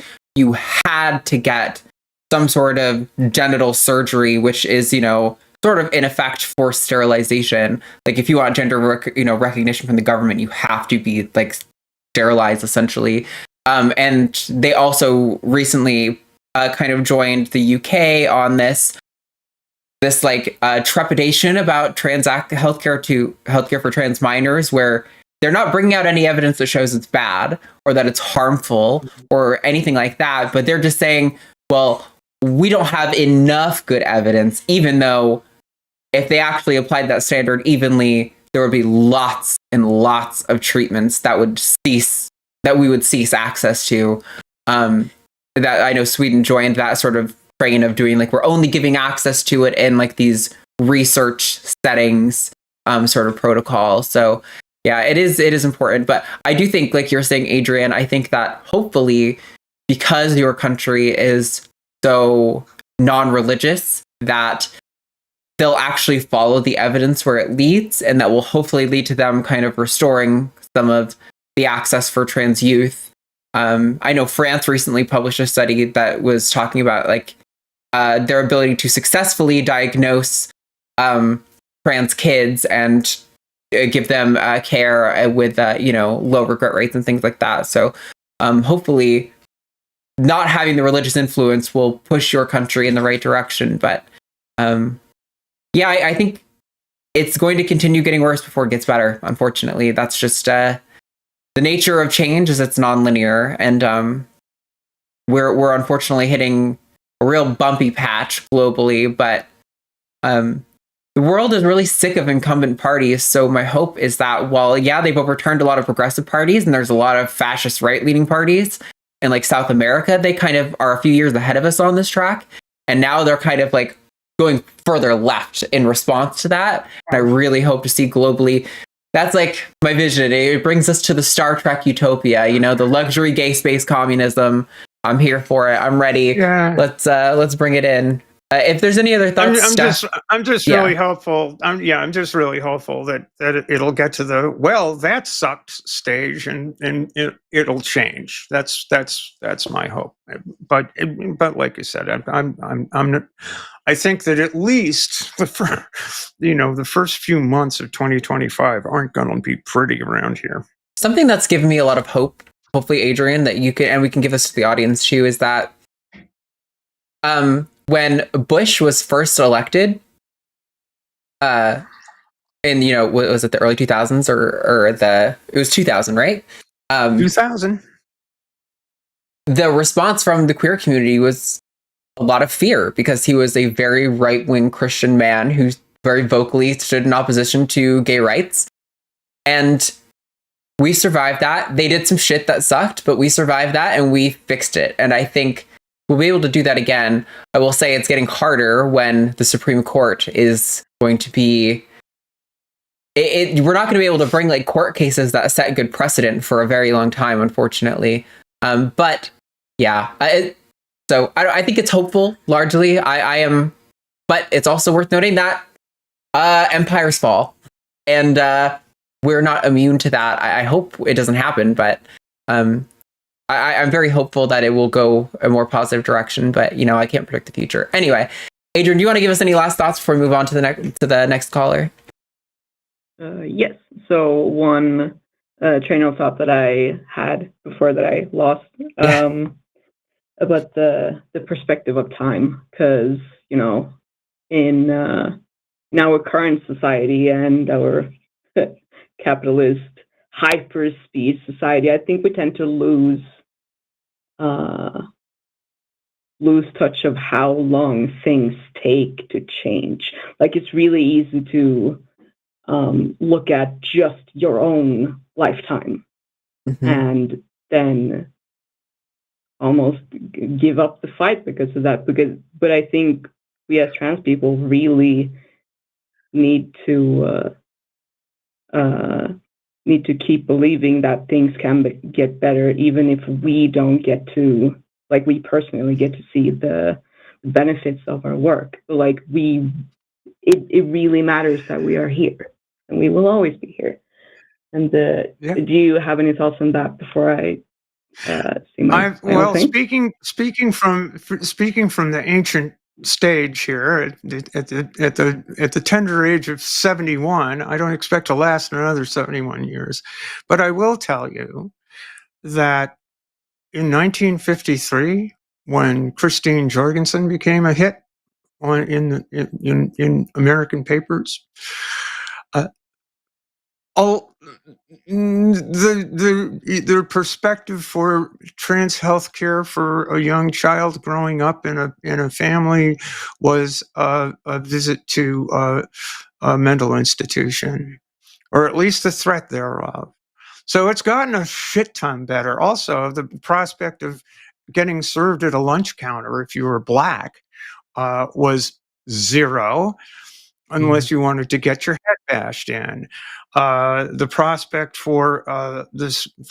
for any gay people was to have any security clearances you might have had with the U.S. government taken away because you were a threat to national security. All of this has changed. All of this was real in my lifetime. I went to Florida in 1961, and there were water fountains for colored people and white people. That change took place in my lifetime. And so I agree with you, Adrian. A lot can change. And the thing about that change is, once the change is achieved, you still have to fight for it, because there are always going to be people who want to take that change away and go back. You still have to fight for it. You can't sit down and say, oh, well, that was then. We don't have to worry about social justice any longer. We don't have to worry about discrimination any longer. We don't have to worry about teaching history. We don't have to worry about any of that, because all of those things were solved. Martin Luther King had a dream, and that's all it took. Bullshit. What it takes is hard work, and what it takes is awareness, and what it takes is everybody pulling together to make sure you don't lose what you gained. Yeah, I mean, like, I got to pick up the torch for trans rights where I did because of the trans people who came before us who carried it to where I got it. Like, it was like a baton pass. Many trans activists fought hard battles to get the torch to where it was, where I could pick it up. And my goal is to carry it with me as far as I can and hopefully pass it on to more activists when I am too old and tired to continue doing this anymore, which probably be sooner than I think, because I'm real tired. But I always find more fuel in the tank. It's one of those weird things where just when I think I'm at the end of my rope, I uncover another, twofold lengths to the rope that I get to travel down. So yeah, definitely hold on hope. I think you're absolutely right, Adrian, that it's going to be, unfortunately, incremental. I wish it were faster, but it's probably going to be incremental, and that's okay. We just have to keep fighting. The next generation of trans people is going to get to go do so much more with their lives because of the work we do. And then they're going to get to carry the torch even further for the next generation. Hopefully, where they get the point where they're just able to live their lives and not even think about any of this stuff. So, yeah, thank you so much, Adrian. I appreciate you calling in. And we do have some other callers to get to, so we're going to move on. But thank you so much for calling. I really appreciate it. Yeah, Keep of course. hope alive. I'll call in another day. Wonderful. Okay, bye. Thank you. Bye. Bye. There's also like a little bit of a delay that I know is causing a little bit of the problem over there. I will say, though, for Johnny, that was not the case. I talked to our screener, and I was told that he had that problem through the entire screening process and was told multiple times to STFU and could not get it through his thick fucking skull. So, sorry, still annoyed about that caller. Hello. The topic is interesting. It's such a good conversation. I want to have the topic. I think it could help so many people. And like, I'm happy to talk about anyway, I'm getting wrapped down. That's for somebody to call in about in the future. Up next, we're just going to take you guys in the order that you come in. So the people who've been waiting the longest will go first. So we're going to talk to Danny. She, her says, how can I be a better ally for my non-binary, nearly 18-year-old kid? So interesting conversation. Thanks for calling, Danny. Why don't you set us up? What's going on? Well, first of all, hello, Arden. Hello, Steph. I love what you both do. Thank you. Hey. Thank you. So my kid is about to turn 18 in a few months. We live in rural Idaho. Okay. And with my kid becoming an adult, I am like just genuinely terrified, and Mm-hmm. like I don't know what to do with, like, for example, government issued identification. It pains me that my kid might have to look at their dead name on a daily basis. Yeah. And then there's so many safety concerns. Like, is there kind of like a guideline where I can tell when it's safe to step in and say, you're misgendering my kid? Like, I don't know if we do that, if like we have to interact with law enforcement or our landlord. And well, I mean, in 99% of cases, probably not. Steph, you were ready to jump in. Go for it. Yeah, I mean, there are layers and layers and layers here. I mean, I'm not sure. The issue with gender markers varies state to state when it comes to any sort of change, in that regard.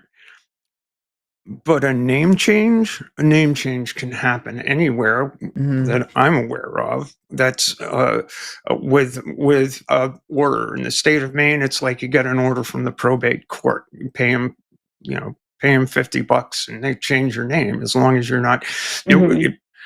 What I had to do back in the Stone Age was publish in the newspaper the fact that I was changing my name, and swear on an affidavit that I wasn't doing it for nefarious purposes. And then all of a sudden, there's your name change.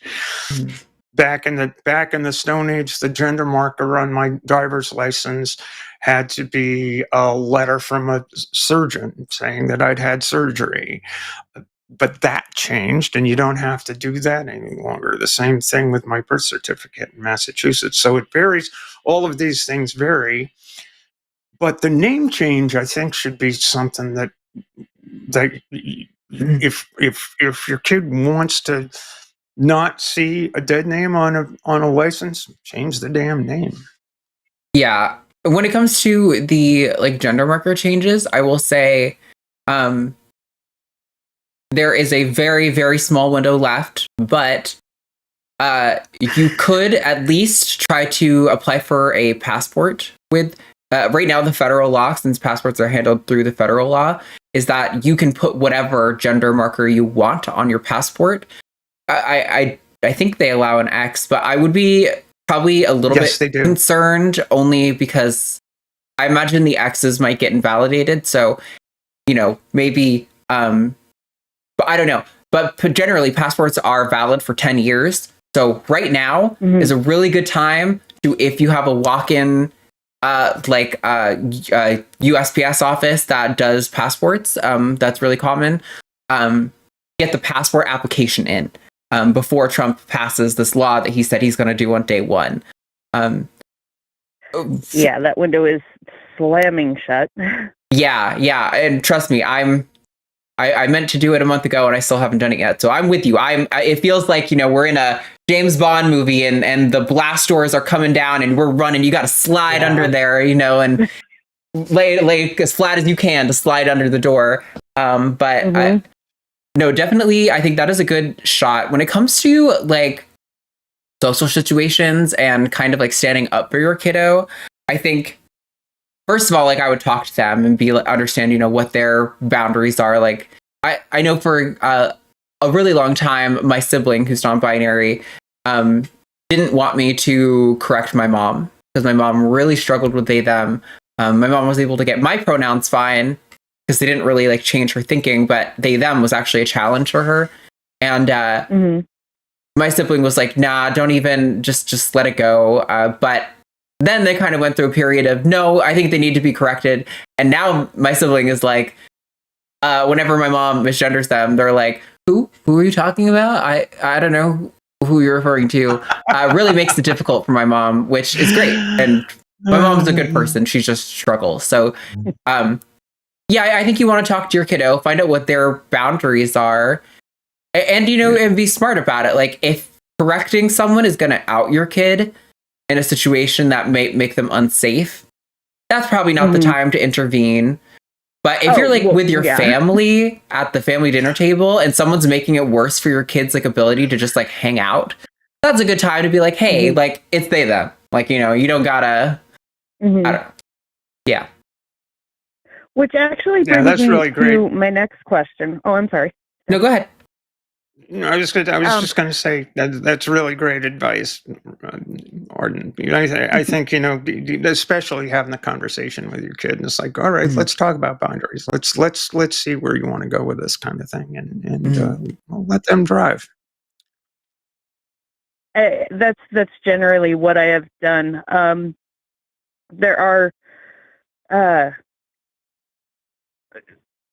So my next question was because there are times in the last couple of years that I've slipped up and used the wrong pronouns. And I have been told that the best way by most of the trans people that I know is when you misgender somebody to say, oh, I'm sorry, and then move on without making a big deal of that.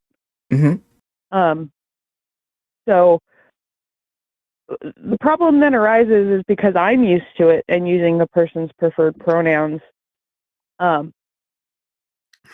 When people misgender my kid, it almost like it triggers like that mama bear kind of instinct, if that makes sense. And I'm like, and I have to sometimes literally bite my tongue.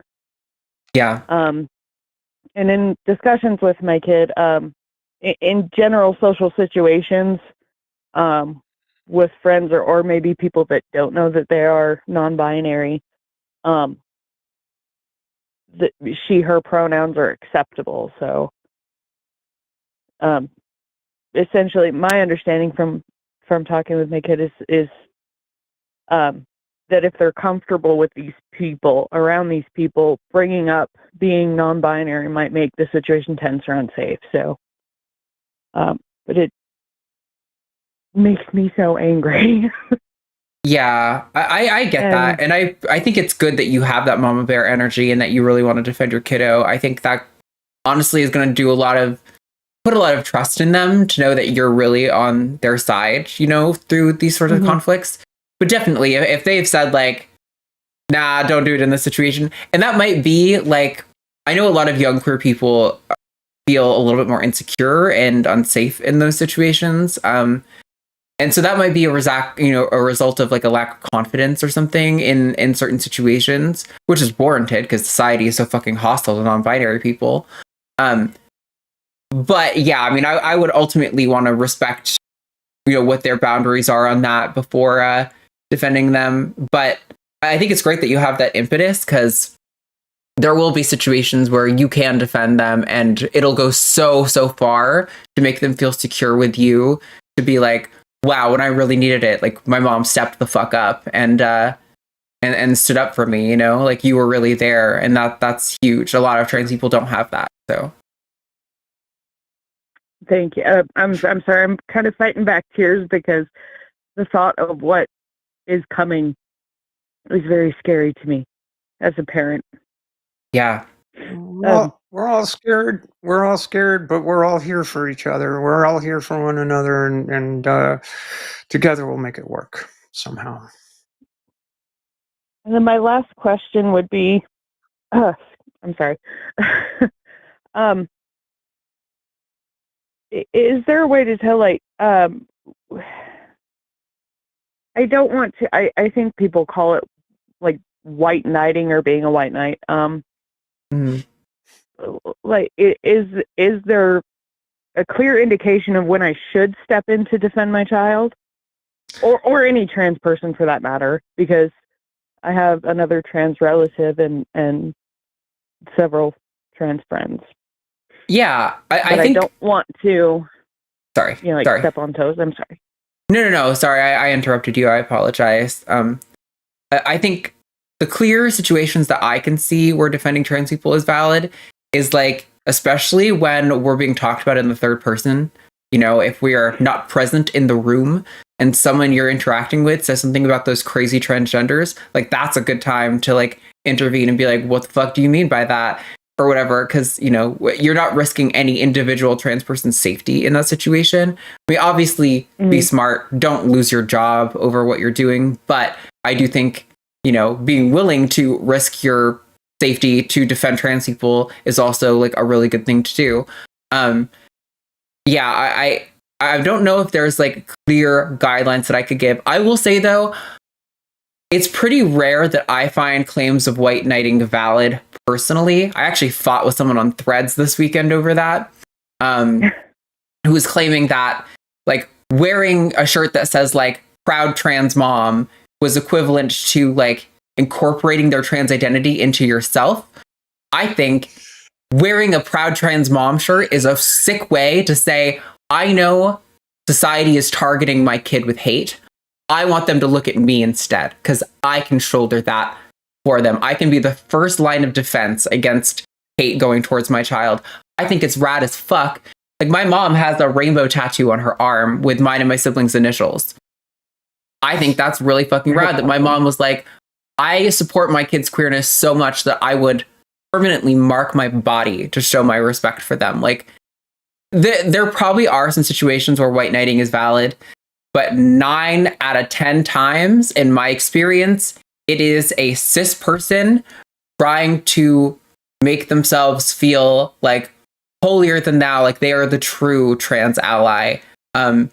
We need people who are cis to defend us. Like, we are less than 1% of the population by some records. Without cis allies white knighting us, we will never achieve equality or recognition under the law. So I say white knight the fuck out of your kid and be there as to the fullest extent of your ability. Yeah, my biggest concern is that I'm sorry, Steph. No worries.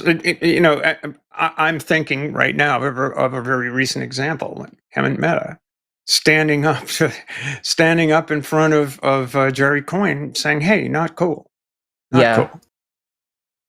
I mean, we're gonna need that. Yeah, I thought that was pretty again, good.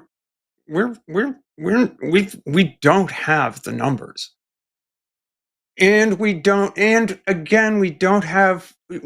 have real unity. I mean, there's so much. We're such a heterodox for a small number of people, or for a small percentage of the population. We're still a large number of people with all sorts of different ideas and all sorts of different approaches to, you know, it's like being an atheist. You know, okay, I'm an atheist. I don't have a God belief. Well, so's Jerry Coyne. You know, there's no, you know, we're so heterodox in terms of where we sit, that the thing that people are going after us for is being alive, and that's not cool. You know, I could not agree more. Yeah. With that said, Danny, we are getting a little bit short on time. We have 2 more callers. So is there anything else you want to add before you go? And you're always welcome to call back in. We'd love to hear from you again. I just, again, want to thank you both for everything that you do. It's awesome. And it's so appreciated. I think that the discussion needs to keep being had. So thank you. Well, I appreciate it. Thanks so much for calling. It really means a lot. Yeah, best of luck to you, Danny. And again, call us back if you have any other thoughts or concerns about, you know, what you're facing down. So thanks for being such an awesome white knight for your kid. I appreciate it. Thank you. Bye. Bye. All right. Quick reminder again that we have 2 calls left, and then we're going to move on to Super Chats. Super Chats $5 or more. We read out live. And if you include the hashtag Team Stephanie or hashtag Team Arden, that will be a vote. The loser who gets the least votes has to defend a silly, ridiculous position for 2 minutes. So it's just for a good chuckle. Have you figured out what it's going to be yet? No, I have a running list of funny topics though, so I'll pick them from my list when we get there. Okay, so coming up next is going to be, I don't think this one's going to be too long, but we'll see. We've got Marissa. Pronouns are she, her, or they, them. is worried about Project 2025 and considering detransitioning. So, Marissa, you are live on Transatlantic with Arden and Steph. Tell us what's going on. Hello, are you there? How are you? Hey, Marissa, doing all right. What's going on? Okay, go in your room. Well, I honestly don't know where to begin. But I'll try to sum it up as much as possible. Back in about 8 years ago, I got into an altercation with my girlfriend at the time, and being direct, she beat the hell out of me. And I did punch her one time in the mouth. I wound up going to jail. I was presenting as a cis man at the time. Mm-hmm. And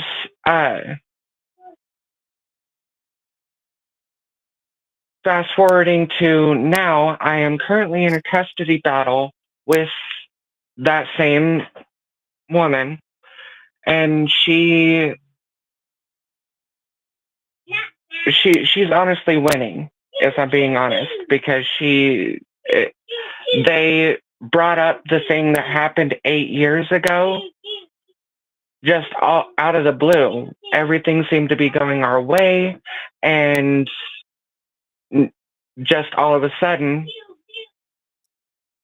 especially after I had expressed that I identify as a woman, or more non-binary, because I currently consider myself, I guess you would call it trans feminine, but non-binary, because I still have quote unquote masculine traits, what is known like what is it, societal normative. Sure. And I am being told, even by my own mother, that with everything happening in our political issues, with Trump coming into office and trying to push Project 2025 and what is it, Agenda 47, something Sure. like that. Yeah. Everything that is going on, and with my current custody battle, them using things that happened so long ago, and everything seems to be very, very bigoted. I know that I haven't given you all the details of my situation, but it's looking to me, my therapist, as well as my wife. All of us are looking at this going, how is she getting away with so much? Like, she even bloodied one of my children's noses, saying that it was self-defense. She is using my corporal punishment of using a paddle and physical exercise against me, saying that I abused my children. Well, and Marissa, she's hurt these children Marissa, can I stop you there? I think we get the picture as to your situation, and it sounds horrible. And what I'm afraid of, I don't know, Arden. I'm just you don't need to overshare here. We get the picture, and if we can just sort of talk about your concerns about.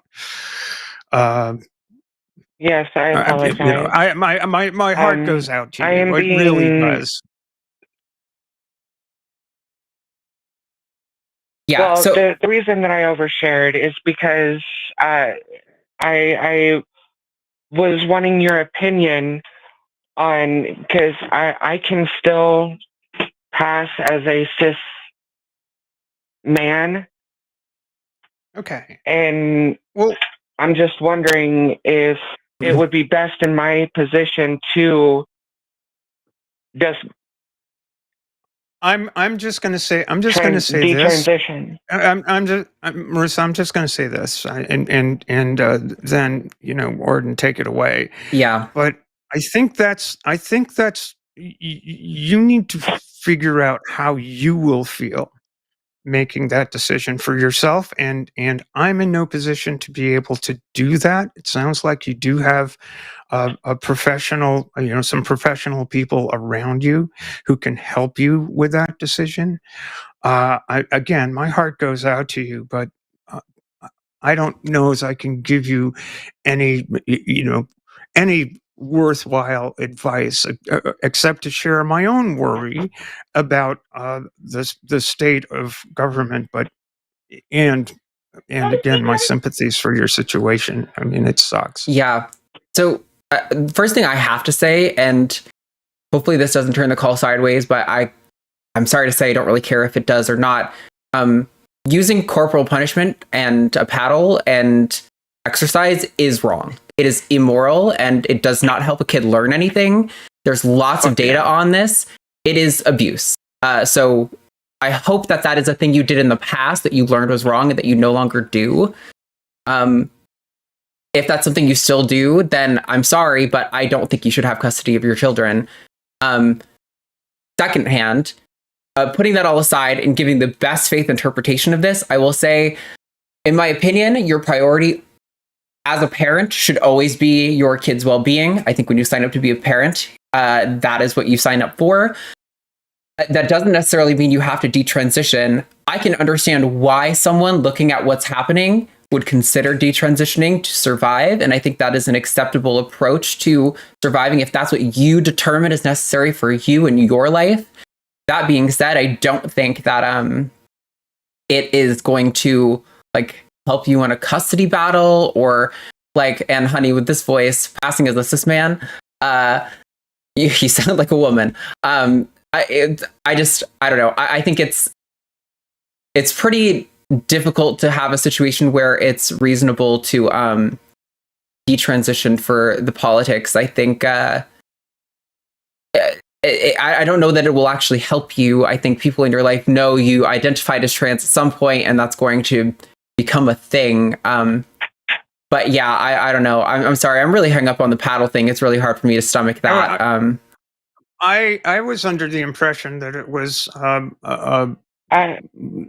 the other party in the custody battle that was doing the paddling. But if it's not, then damn it, girls, don't do that. That's not cool at all. And that's certainly not going to help you in any kind of custody battle. Okay, I mean, Arden's absolutely right. Your concern, to address the paddling. Hey, stop. Your concern has to be your kid and your family first. And, and you're, as far as where you land in terms of how you want to present, how you feel about yourself, that's part of the equation for sure. But there are other people involved here, so I'm just gonna leave it there. And come on, that's not cool. All right, Marissa, you can respond.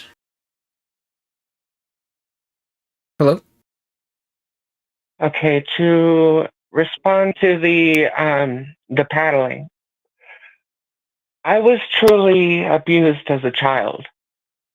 That being said, I don't know how that's a response to you paddling. That does not. That does. Yes, hear me out. To this day, in Texas and Oklahoma, where I recently moved from, you can still sign off on your kids being paddled in school. I don't care. It's wrong. There's lots of evidence to show that it's immoral and that it teaches them nothing and that it actually creates harm long term. So if it's you that's doing that, then I'm sorry. I agree with your ex that you should lose custody of your kids. This is so derailed from the original topic. Also, Marissa, I'm actually, Marissa, I'm gonna mute you. I don't think this. I'm taking control of this conversation for a second. Thank you. This is not what was on the call screening note and not what we talked to the screener about. I mean, the detransition stuff is, but all of this other custody battle and potentially abusing your kid stuff is. And the fact that when we asked you to clarify on it, you went to, well, I was truly abused. And in some states, we can sign off on schools paddling my kids. Honestly, kind of disgusts me. And I'm going to be done talking to you, Marissa. So, I mean, like, as a trans person, I wish you luck in the coming administration. And but it sounds to me like maybe your kids do deserve to be with the other parent. So goodbye.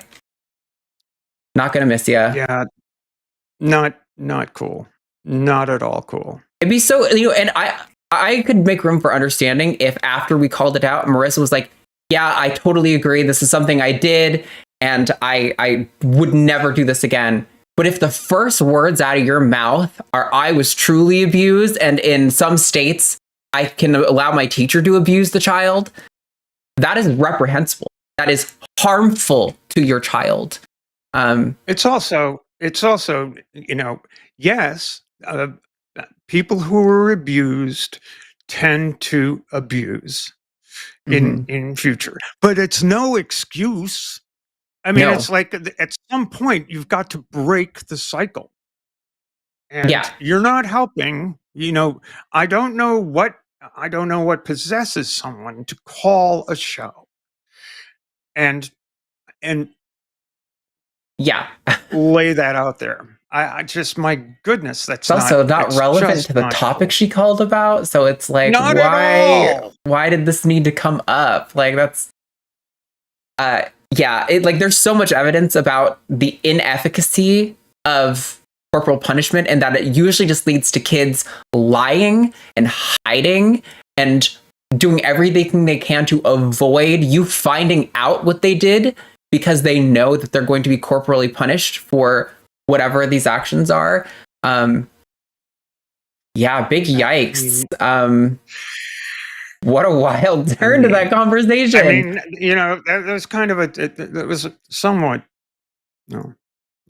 triggering. I've talked to Marissa a few times. She's called in quite a bit, and I know. Yeah, she has. And sympathy that for. Was a big surprise for me. Yeah, and I have sympathy for the situation. Like, custody battles are hard on kids. My parents, luckily, the custody battle ended before I was like even 3, so I don't remember probably a lot of the worst parts of that. But having split custody with parents is fucking hard. In hindsight, I kind of wish that they had just given full custody to like my mom or something.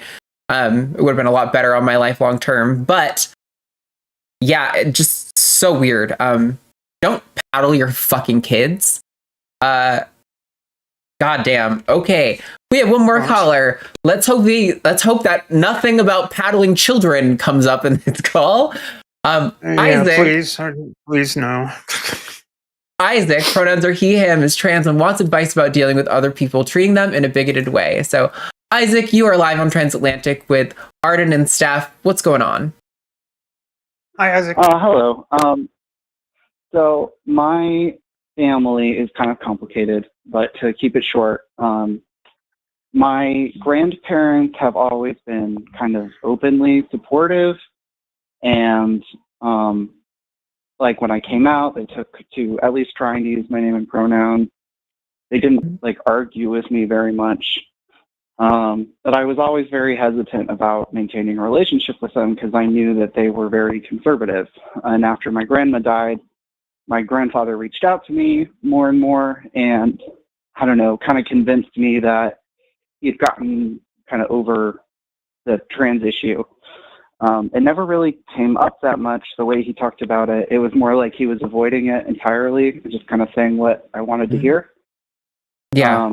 Then the election happened, and he voted for Trump for the 3rd time. And after I had talked to him a ton about why I didn't feel safe with Trump, and I don't need to explain to you guys that stuff. And it just really upset me. And now I'm kind of like on the fence about maintaining a relationship with him at all. Mm-hmm. Like, my family's kind of like that. Like, people are really good at like being tolerant, but not accepting. And as soon as you're out of the room, everybody's kind of talking shit about you. And even though it's been 5 years, he still messes up my name and my pronouns pretty consistently.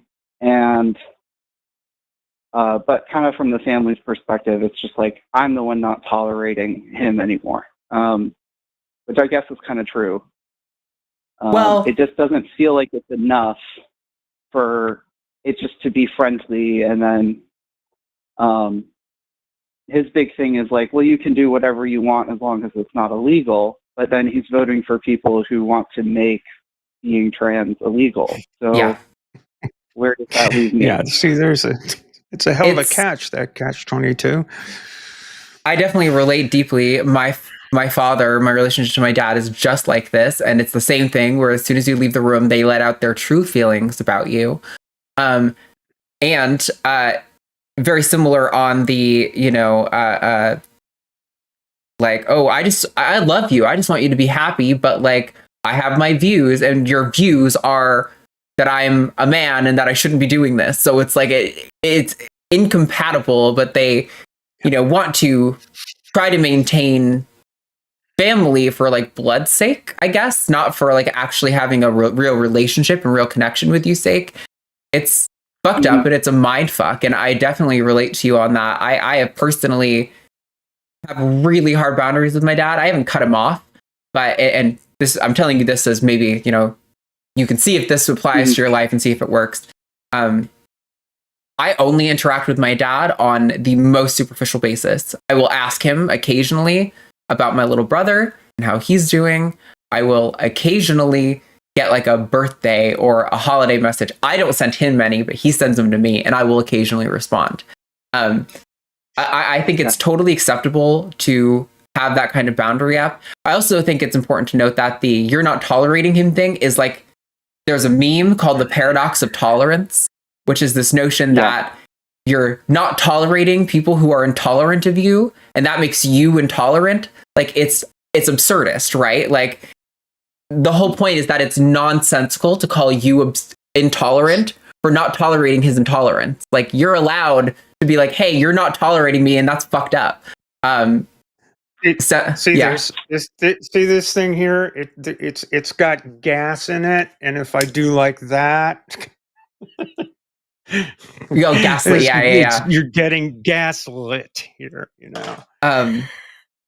It's definitely super not okay though, and I think, I don't know, you have to make I think with family like this, it's hard. I'm inclined to cut them off, but I do, more as I get older, think that that's probably not the best move, and that I probably should have maintained some degree of relationship with them. But you can try. What I have done is just to communicate to them that, like, I want to have a real relationship with you. I want to have the kind of relationship I have with my mom, where I talk to her regularly and I tell her what's going on in my life and confide in her, like you should be able to do with your family, right? But as long as you are treating me in a way that makes me feel like garbage, I'm not going to be able to be vulnerable with you. And so our relationship is only going to be kind of superficial, and that makes me sad. And I hope that you'll consider that there's the potential for us to have a better relationship if you're willing to meet me halfway on this problem. But as long as you're not, there's going to be hard boundaries on the kind of communications that we're going to engage in. Yeah. And I think that's kind of where I'm at. It's just, I've already kind of had to cut off my parents for other reasons. So it's hard to do that with a limited amount of family I have. But I think I'll probably go on like a limited contact, at least until like he's out of the cult, because it's kind of what it feels like. Like, he goes to this weird church, and ever since then he's been super Christian, even though he never had been before, and very fundamentalist, despite living his life almost completely unlike that up to this point.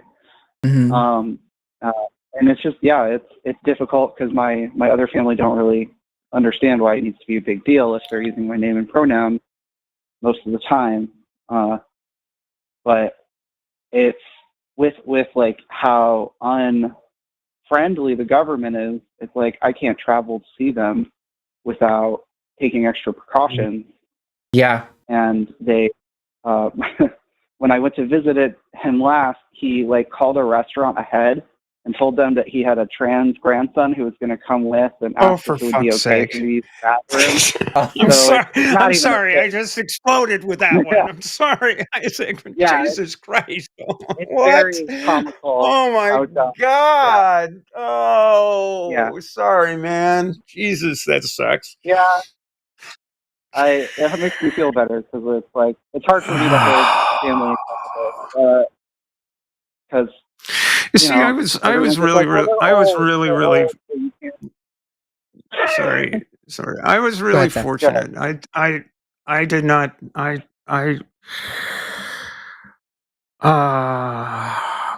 experience this from any family member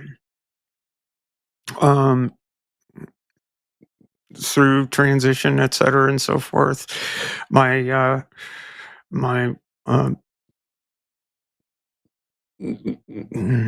just didn't experience this. Except with my dad, who by the time all of that stuff was rolling around was suffering with Alzheimer's, and like his last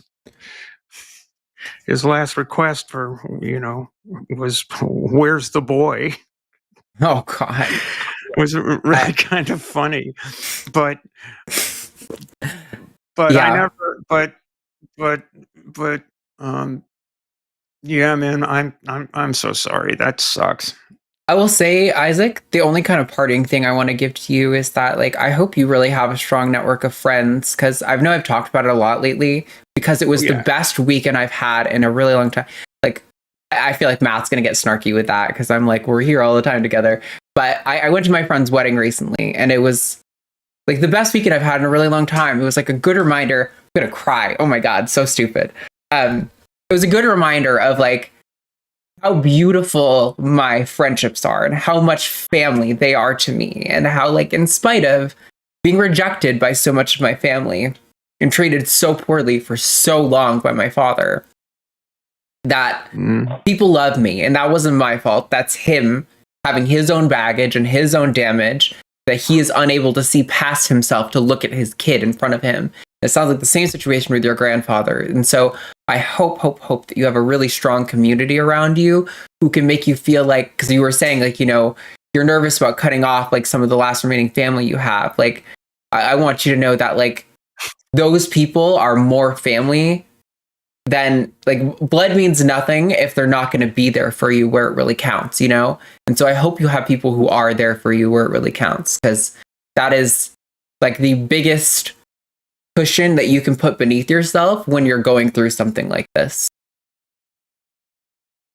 Yeah, and that's actually, I think, a big reason I've been able to kind of like be so honest with myself about him recently, because my partner's family, like, my partner has a trans daughter, and so his family's already all come around, and I went to Pride this year for the first time with a group of trans guys, and it was super magical, and we had a wonderful time, and now we hang out once a month. And so I have more options now, so it's kind of, it feels selfish to be like, well, I have better people to hang out with than you, but that's kind of like, I only have so much social energy to give people. Yeah, and it's about protecting your space. Like, you want to be around people who make you feel safe and supported, and they don't have to, like, it's not about being like, oh, Isaac, I accept you and your transness, and you are safe in my home. It's not about that. It's about treating you like a human being and giving you the same decency and respect that you give to everyone else, and not like being like, oh, like, there's this thing, who you are, that's in between me and giving you like human decency. Like, I don't think it's selfish at all. I think you are protecting your well-being, and that is totally fucking valid. Yeah. Thank you so much. Boundaries and friends, intentional family. It really makes a difference. Keeps you sane. What is the saying? Blood of the covenant is thicker than water of the womb. Yeah, absolutely. Mm-hmm. Well, thank you so much. Yeah. I appreciate the line so much, and I really, really appreciate Thursday Transatlantic Call-In Show. It's so rare to have such like a 100% like positive community where people take. So I really appreciate you guys for being here. Thank you, Isaac, and call back if you have any other topics you want to dive into. Oh, will do. Thank you so much. Okay. Have a good day. Bye, Isaac. Day. Bye. All right.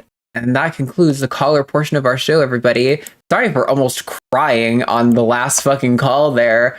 It genuinely was like why it was such a good weekend for me. So it was like, I do have family, you know, like I really do have such a good family. And just because they're not the family I was like born with or whatever, doesn't mean that they're not my family. And they are the most important people to me in the world. Matt among them. And all my friends here at the line, like I genuinely like it's so awesome to have your chosen like network of people who really make you feel safe and supported. So hey, glad to be here for you, Arden. Yes, thank you so much, Steph. I saw someone in the chat, I'm going to be snarky, but they were saying like something like, I understand your perspective, Arden, but some people are abused and they can't be around their family. Bro, I was in that category. Like, I'm the first. I understand. Like, that's why I didn't talk to my dad for years, but I've been trying to mostly because I feel like the only way that even the people around him are going to change marginally is by like being like, hey, look, I think you're kind of a garbage person, but you're allowed to be, and I'm unbothered by it. Like, I don't know. I can't be dishonest with him. I have to be straight up. So it is like kind of my my method of doing it is by being like, I'll be around you. I won't cut you off again, but I'm going to tell you I think you're a steaming pile of shit more often than you probably want to hear it. Okay. Why, thank you, dear. You're so welcome. All right, Steph, are you ready to hit some super chats up in here? Yeah, let's do that thing. All right. Let's kick it off with Zurith Moonpaw. Hey, how you doing? I know I'm $20. I know many are scared. I know many are worried. I'm here to tell you I'll stand as your wall if need be. I'll fight you. I'll fight it if you can't. And I'll help any way I can, best as I can. Hashtag Team Arden. Thank you so much, Zurith. We're proud to have you with us and on the team. Best wishes. I lost my place on this list. Here we go. Oh, no. $4.99 from XJW-JC. Glad you got your motivation back. Arden, kick some ass. Sucks people are willing to hurt our society, grocery prices, etc., to enforce their religion. Mm-hmm. Thanks, XJW. Yeah, it does suck. Oh, actually, hold on. I need to get my topics up in the chat and pull up my list so we can have something to vote for. And I'm going to talk my way through this so that I am not creating dead air. All right. Well, put up another super chat and I'll read it. Yeah, will do. Yeah, that's one way to do it. 10 pounds from the fuzzy logic. At Arden Hart, I can't afford a super chat today. Well, yeah, but what's this? Hang on a second. But what you said about Mama Bear Mode made me think of the Beatrice Eli song Watchdog. Did you check her music out and what did you think? I did not yet. And I guess this is them doing it on behalf of the chatter L is what's going on there. Oh, okay. Yeah, I have not, but got it.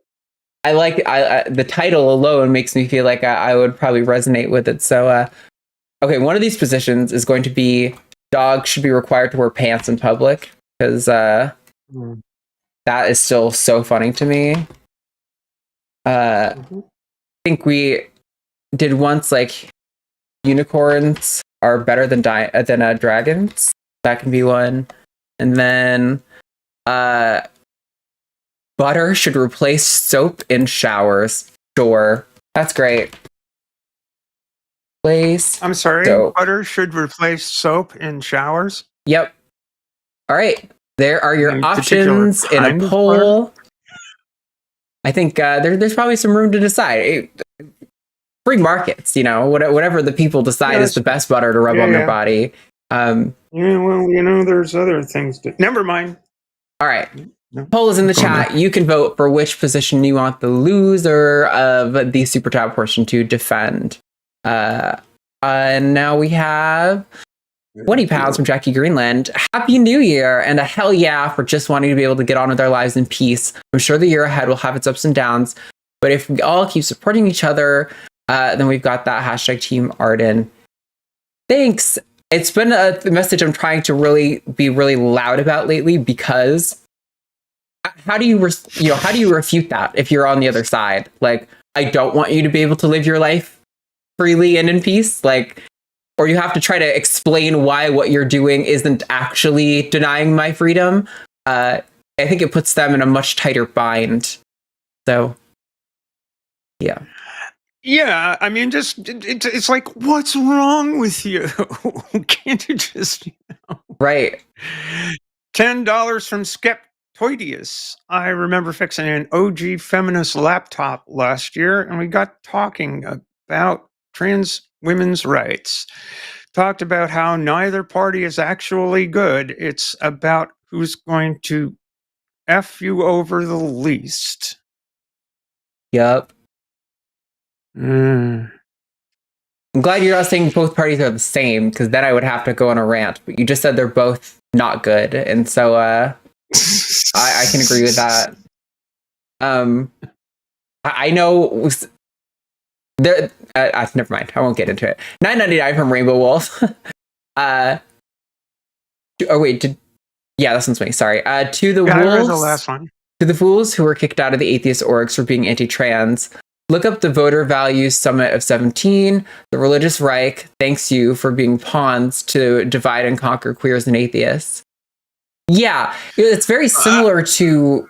Or sorry, go ahead, Steph. I've been talking a lot. Oh, I'm sorry. I was misreading. You go ahead. No, it's okay. I was just going to say that, that we've talked a lot about how, I think, to a certain extent, it's true that, trans activism is very different from, queer activism generally. Our oppressors are the same, and we really should be uniting. It's there's already a top-down division. They want a lateral division. We don't need to enforce that. We can not do that and actually face our real problem, which is coming from the top down. But yeah, go ahead. Oh yeah, well, I just want to make the point that the particular fools in this particular case actually took themselves out of said atheist organization. So it's like, True. Hey, it's like, it's we didn't want you there anyway. And there is another atheist organization recently organized who call themselves, interestingly enough, Atheists for Liberty. Can you all think of any other organization that has "For Liberty" after the name? Yeah, that's where they're all headed for. Yeah, don't get sucked. That's the hard thing. There's a lot of organizations who try to do this, focus on the family. There's there's either the American Academy or the American College of Pediatrics. One of them is actually a far right hate group that just uses a similar name to try to gain traction. And there's several other organizations like that. So definitely be wary. Is it Humanists United Against Separation of Church and State or something like that? The organization Seidel's working on, I really like them. I love the messages they're pointing out. And if Seidel's to some extent representing them as a part, he's phenomenal, and I would endorse everything he does. So. I believe it's Atheists United for the separation of church and state. Listen to you. $4.99 from Rainbow Wolf. Haters, you can cry persecution when your self unalived rates equals 41%, homeless rates 41% among youth, and when you face persecution and violence just for existing. Yup.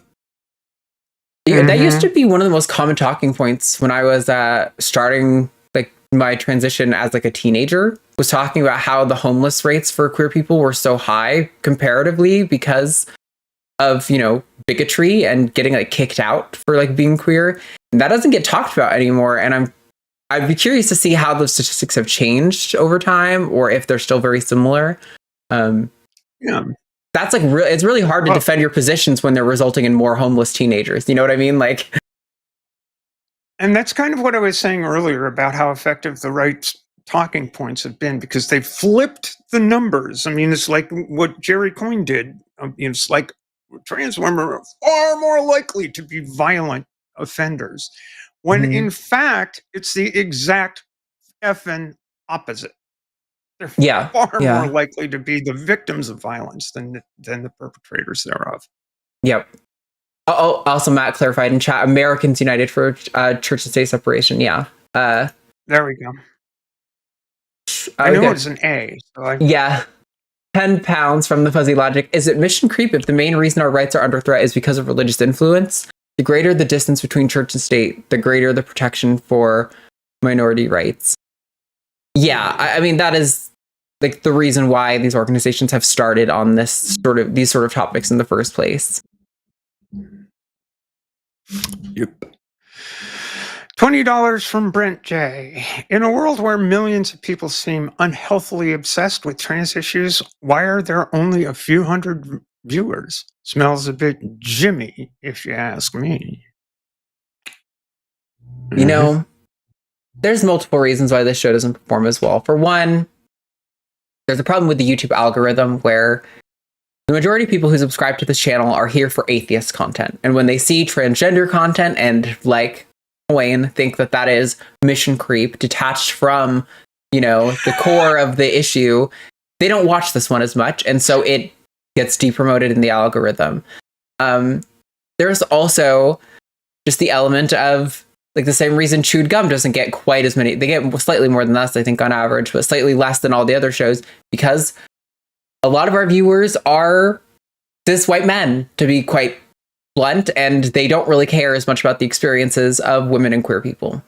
So that's part of the reason.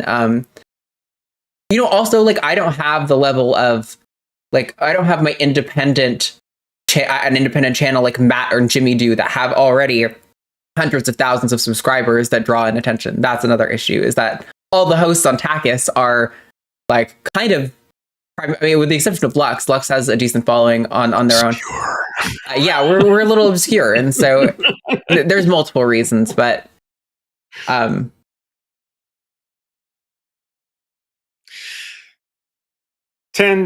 from Skeptoidius. I was going to buy one of Matt's mugs last night. Oh, wait. I have one of Ben's mugs from last year. That I've been drinking tea out of. But I made the fatal flaw of assuming a conclusion based on a single piece of evidence. I got paid on Xmas. So I assumed I'd get paid on New Year's as well. Well, thank you for considering supporting the mug competition as well. We appreciate all the support we got. 5 pounds from Mystic Mind Analysis Tavern. I find it ironic that Stephen Fry decries homophobia as being silly as hating red telephones, yet can't apply this logic to trans people.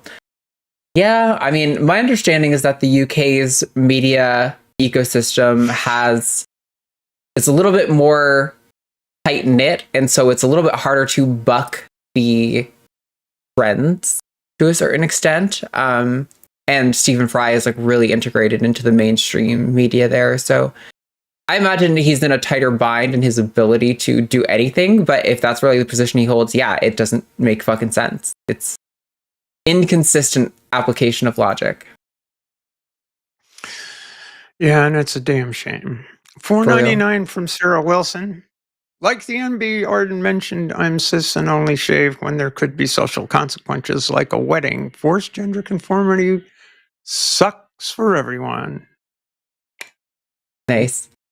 Alok is very, like, well known, and I think probably very wealthy now, so there's a little bit of privilege there. But also, like, I appreciate that they don't ever conform for anyone. Like, they'll do a bunch of videos where they're like strutting through like a city that they're doing like a tour at, and they're in like a kind of tight dress, but they've got like super hairy legs and full beard. And I'm like, fuck yeah, I love that you could just be yourself. Like, this is really what I want. Like, I want people to be whoever they feel best represents them. And Alok is a little like flowery with their language for me. Kind of, there's a lot of deepities in the things that they'll say, but I love how they confront hate, which is often being like, hey, I'm so sorry that somebody made you think that you have to conform to gender so hard that you have to hate on me for being myself. I love you, and I can't wait for you to like come into yourself and be accepting. Like, it's so like kill him with kindness, like to the nth degree. It is excellent. Definitely check out Alok on I follow them on Instagram, but I'm sure they're like everywhere.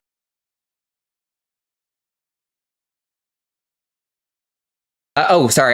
You read the last one. 50 Sex from Puck Thillander. I don't understand why people have to tell the world who they don't want to date. Shut up and date whoever you want, like the rest of us. Hashtag Team Arden.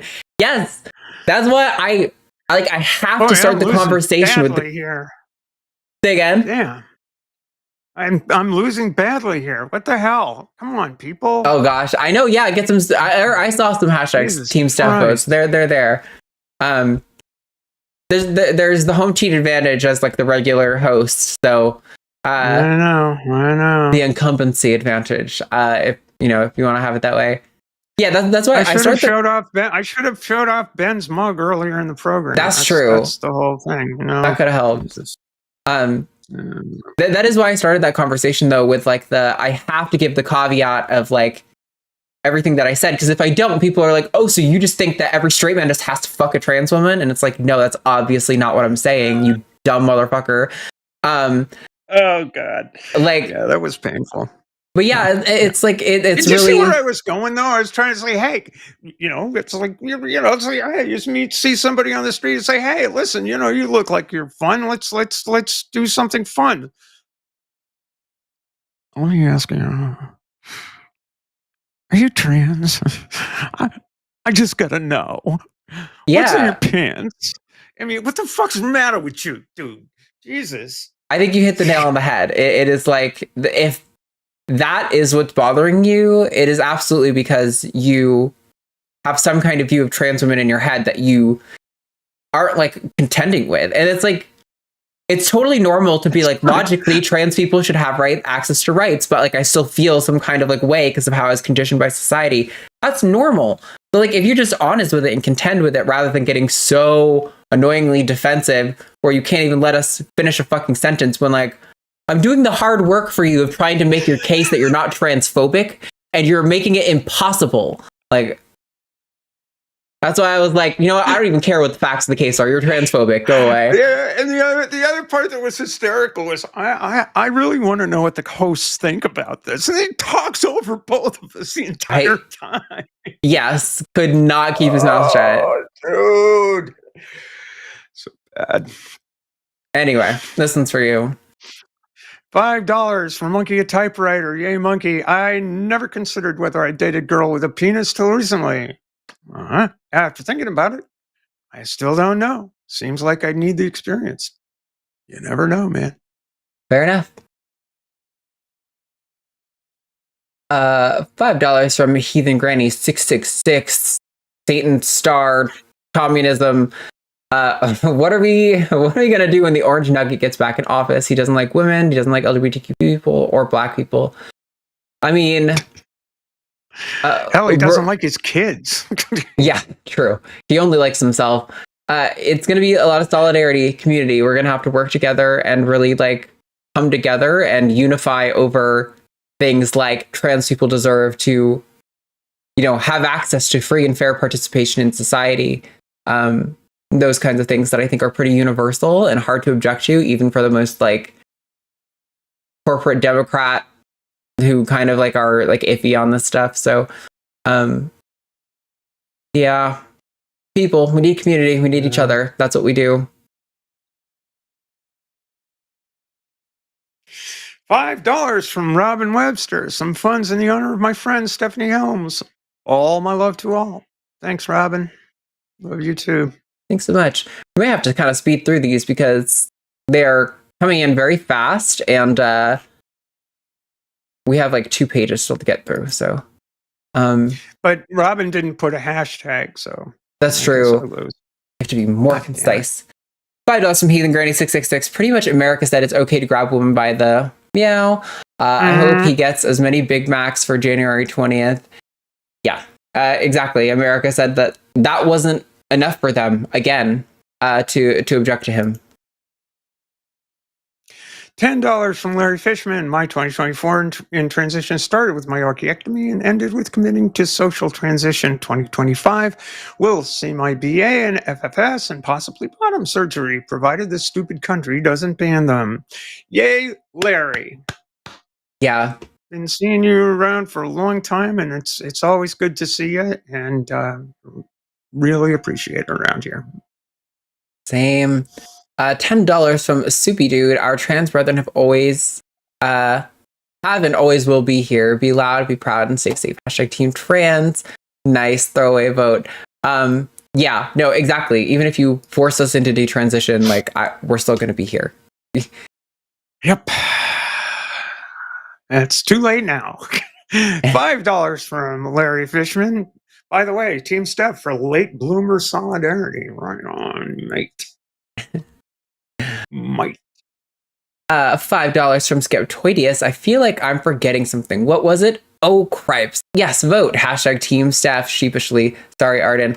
No, Team Steph. Steph is rad. Fucking vote for Team Steph. I mean, then vote for me too, but not in the same one. $5 from Daydreams. Your body's there for you, not a temple or a taboo. Go ahead and change things you want to. Hashtag bodily autonomy. Hashtag bodily autonomy, and that goes for everybody. Yeah. That's a cute little poem. I like that. I like it too. This one's really simple. Very generous, $99.99 from Gecko36. Thank you so much for that donation and for being a gecko. You're the richest gecko I've ever met, and all of my geckos just step in their food and drag it all over the enclosure. So you're way ahead of them. All your geckos take the money and run. That's $5 from Weston Campbell at 7:00. The Transpositions has a show. It's 7:00 Central, by the way. Stephanie, I've never asked if that is your channel. Well, I am in collaboration with Bree McCune, Ember Bellerad, and Carly Chardonnay Webb on that said channel. But I hope you're on then, and I will be. Thanks, Matt, for call screening. Darn right. Thank you, Matt. Yeah, let me see if I can find the somebody put the specific link in chat to that stream, and I'll set this to dump the audience there once we're done. I mean, obviously it's going to be some time between, so probably a lot of them will go away after I get bored waiting. But if you go there and you, after the show, click like the notification bell or whatever, so that way when they do go live, you get that notification and you can show up for that stream. And I'll have the audience figure. Nice. Yes. Excellent. Awesome. Thank you so much. Thank you. Now that I've got that on the clipboard, let me send the super chat up. $5 from Melatonin Ale. I'm cis and I have pronouns listed on my work directory and a pin on my lanyard to show I'm a safe person to approach. Hashtag Team Arden. Thank you so much, Ale. You're really cool and I appreciate you. $10 from Musical Loss a Lot. Musical Loss a Lot? Yeah, sure. Why not? I just came out to my Christian conservative parents as a trans man on Christmas. Well, Musical Loss a Lot. That's awesome. They don't accept it, but they're willing to listen. What are some good resources I could send them to help them understand? Ooh. I mean, I don't know. You have to be really choosy about what you go for with this. If they're Christian and conservative, they're probably not going to just like accept like that every major medical organization in the US endorses like healthcare for trans people. You're probably going to want to go more to like, my approach has been like memoir, if they like reading, like A Queer and Pleasant Danger by Kate Bornstein or Janet Mock's Realness or something like that are good ones. There's one by Jennifer Finney Boylan that I think is really good. There are some good Paul, She's Not There. That's a good one. Yep, Whipping Girl by Julia Serrano isn't as much of it's a little bit of a memoir, but it's also just very like trans experience focused. And there's and very gender studies oriented too. It's kind of in that realm of things. Right. And then there's a Page Boy by Elliot Page. Maybe that can be relatable since Elliot's like famous and there's maybe some sort of relatable quality there, especially being like a trans man. So hopefully those work. I find those personal stories are more compelling to people like that. Knowing a trans person and knowing what a trans person goes through is going to move them way more than knowing like facts about trans people. That's what I would recommend, but it's hard. Yeah, I was racking my brains for a trans guy memoir. I can't think of one off the top of my head right now. Yeah, Page Boy is Elliot Page. Page Boy yeah, would be great. That's the person that I think of. Yeah. $5 from Skeptoidius. I'm making a slow cooked lamb for supper because it's the closest thing to a baby I can actually get. So tender and juicy. Anywho, hashtag team R Steph. Honestly, when I go to like Hot Pot, lamb is one of my favorite things to get in it. I don't eat a lot of lamb in my free time, but those like thin cut slices in like that like professionally like very high quality broth is just so good. Top tier. $20 from JC. I'm half white. Do you think trans people suffer similar discriminations in the trans community because they don't pass as cis? I'm still new to the nomenclature. Sorry, I hope you get what I mean. That's the old passing question. That's always a good one. The trans people who don't pass suffer discrimination? Yeah. Obviously. Yeah, but do they suffer in the trans community? Only in certain precincts of the trans community. There are some precincts of the trans community that are very, very critical of one's ability to pass, and are like hypercritical of that. And those people suck eggs. But do trans people who don't pass find themselves subject to discrimination? Yeah. Yeah, we even had a trans woman who had previously called saying that like trans people shouldn't use the bathroom unless they pass, call back in and talk about how she has reversed her position on that and she realized she was actually wrong. So it definitely, those people do exist, but yeah. Okay, we have $10 from Monkey, a typewriter. Well, I'm glad Marissa said she's no longer paddling. Didn't hear her express any remorse over it. Gross. You hate your kid and your partner didn't. Partner is where they should go. Full stop. Yeah, I think I heard her start to say that like she understands it's wrong or something, but I didn't hear her say she stopped doing it. And the fact that when I gave her the opportunity to say that specifically, she went to, well, I was really abused, is just to me an indication that, like you said, you're not remorseful. Like you think what you did was justified, and it's fucking not. Yeah, that really took me by surprise. That whole thing took me by surprise because I heard her say that her partner gave her kid a bloody nose, and then I heard the paddle part, and I guess I didn't hear the part about she was doing the paddling, and to which point it's like, holy shit. Yeah, she said her ex was using the fact that she paddled and forced them to exercise as corporal punishment against her. And I'm like, yeah, that sounds really fucked up, legit. Friend. Not friend. Sorry, but that's legit. So wild. Sucks. Nice. That's you. Oh, $5 from Stephen G. Clinard. Spanking is only okay between consenting adults. Fair. True. Paddles are included if you want. paddles can be fun when it's consenting adults, not when they're fucking children. $5 from Skeptalk. Paddling teaches your child that violence is an acceptable solution to minute problems. It's reprehensible and completely unnecessary. # Team Arden. Yeah, exactly. I didn't say that while we were live because I was more focused on, I know I've seen data that like kids who do this will often like lie and start like hiding the things that they do because they're worried about punishment. And that creates like a whole, body of behavioral responses. But yeah, the teaching of the violence who's getting solution. Spanked in this contest, though. I can see that. Oh. It's not too bad. You're only 2 behind. You can definitely. I saw some votes towards the end of this. You're gonna come back for sure. Come on, people. Good to give an old lady a break. $9.99 $99.99 rather from Gecko36. Fun story. The trans triplets were on a float in Lakeland, Florida for Christmas parade. On the Polk County Queer Youth Float, they danced their butts off past the church groups and Trump merch tents. Trump mech tents? Does Trump have mechs? Like Gundam? Terrifying, but also now I need to draw this.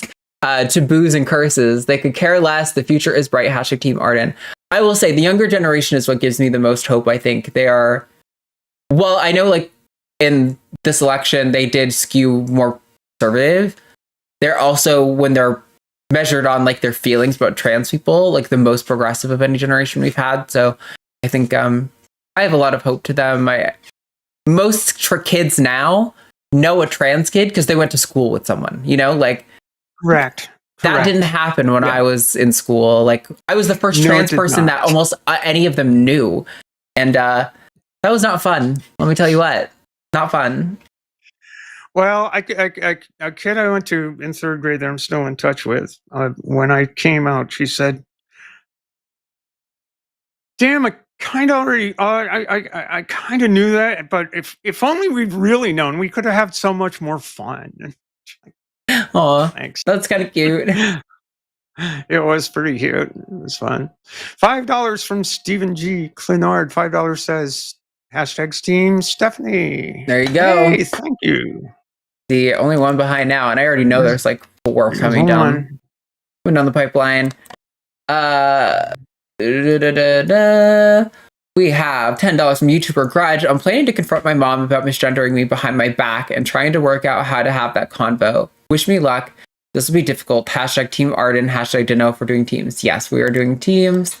Yeah, this is kind of a problem for my sibling and our mom, where like my mom is very pro-queer in like theory, but I know when my sibling first started identifying as non-binary, they kind of would try a little bit harder to their face, and then when they weren't around, would just defer to she, just like not even really try. And that bothered me, and that became a problem. And I tried telling her that I was like, talking about me in the 3rd person and talking about my sibling in the 3rd person when they're not here is the best way to get that practice in, because that's an opportunity where you have time to think of the whole sentence before you say it. You're not like in the middle of the sentence, but if you're thinking like, oh, I want to mention how so-and-so did this, like you can prep yourself so you can say the right pronouns, and doing that will make it a habit and will make it more natural to you. Yeah. It's okay to practice pronouns. It feels a little cringe, but it's really cool, actually. $5 from Melatonin. This Ale. This is the 2nd time I've seen Arden choke up live, and I teared up for both times. # Team Arden. You want to see me choke up? Every time I say # Team Arden, I'm going to start crying. You guys, I choke it back a lot. I'm a crier. I very much cry very easily, especially over things like that, where I'm like, oh my God, you should have seen me at the wedding. I cried like the night before. I cried the entire ceremony. I was the first one to break, and I was like not the best man, but like the best woman. I was on the groom's side. The maid of honor across from me, saw me crying, and then she started sputtering into crying. I cried through my whole speech during like the ceremony after. I cry all the time. I'm very much a crier. So I try to keep it back because it doesn't make for good shows. But sometimes there's a moment where I'm like, being sentimental here and showing my feelings can help. So. Yep. $5 from Mr. Boricua 10. Danny and Isaac are the best callers. Marissa, not so much, as well as Johnny. Boo. Great show. # Team Arden and Stephanie. Good day. The thing is, like, I would. You could have done both. Yeah, both of them could have gone fine. Jeez. I would have liked to have had a conversation with Johnny that could have been more productive, but I genuinely think it's a personality thing that he's just like a fast talker, wants to respond right away, wants to, flesh out his position right away. And this is just not the format for that kind of thing. Like, you are posing something for the host to kind of dissect and get into. It's not like we're not giving you a microphone. You know what I mean? So, yeah. And then I wanted to be nice because I have sympathy for Marissa's anxiety about trans stuff. But man, once you start beating your kids, it's really hard for me to give a fucking shit about how you feel. Like I'm like, no, okay, you're just like a bad person, actually. Sorry. The good lesson: even trans people can be bad people sometimes. This is true. $5 from Gemnik06. Happy to see the face of someone from chat on screen. # Team Stephanie. # Call Screeners Supreme. Oh, well. Hell Thank you. Yes. Sorry, I got distracted by someone in chat saying, drop the StreamYard link. Let's have a conversation. If you choose not to, you're an antisocial moron. 1, we're not on StreamYard. 2, we would never give you the link. You could call in, but we're not going to put you on the fucking screen, weirdo. And 3, you sitting in the chat when you could have called in at any point for this 3+ hour show now, you sound like the antisocial moron who's afraid of addressing your beliefs. We just talked to, 5, 6 people today? Any of them could have brought the topic you wanted. You had the opportunity to call in and you didn't. That's a you problem, friend.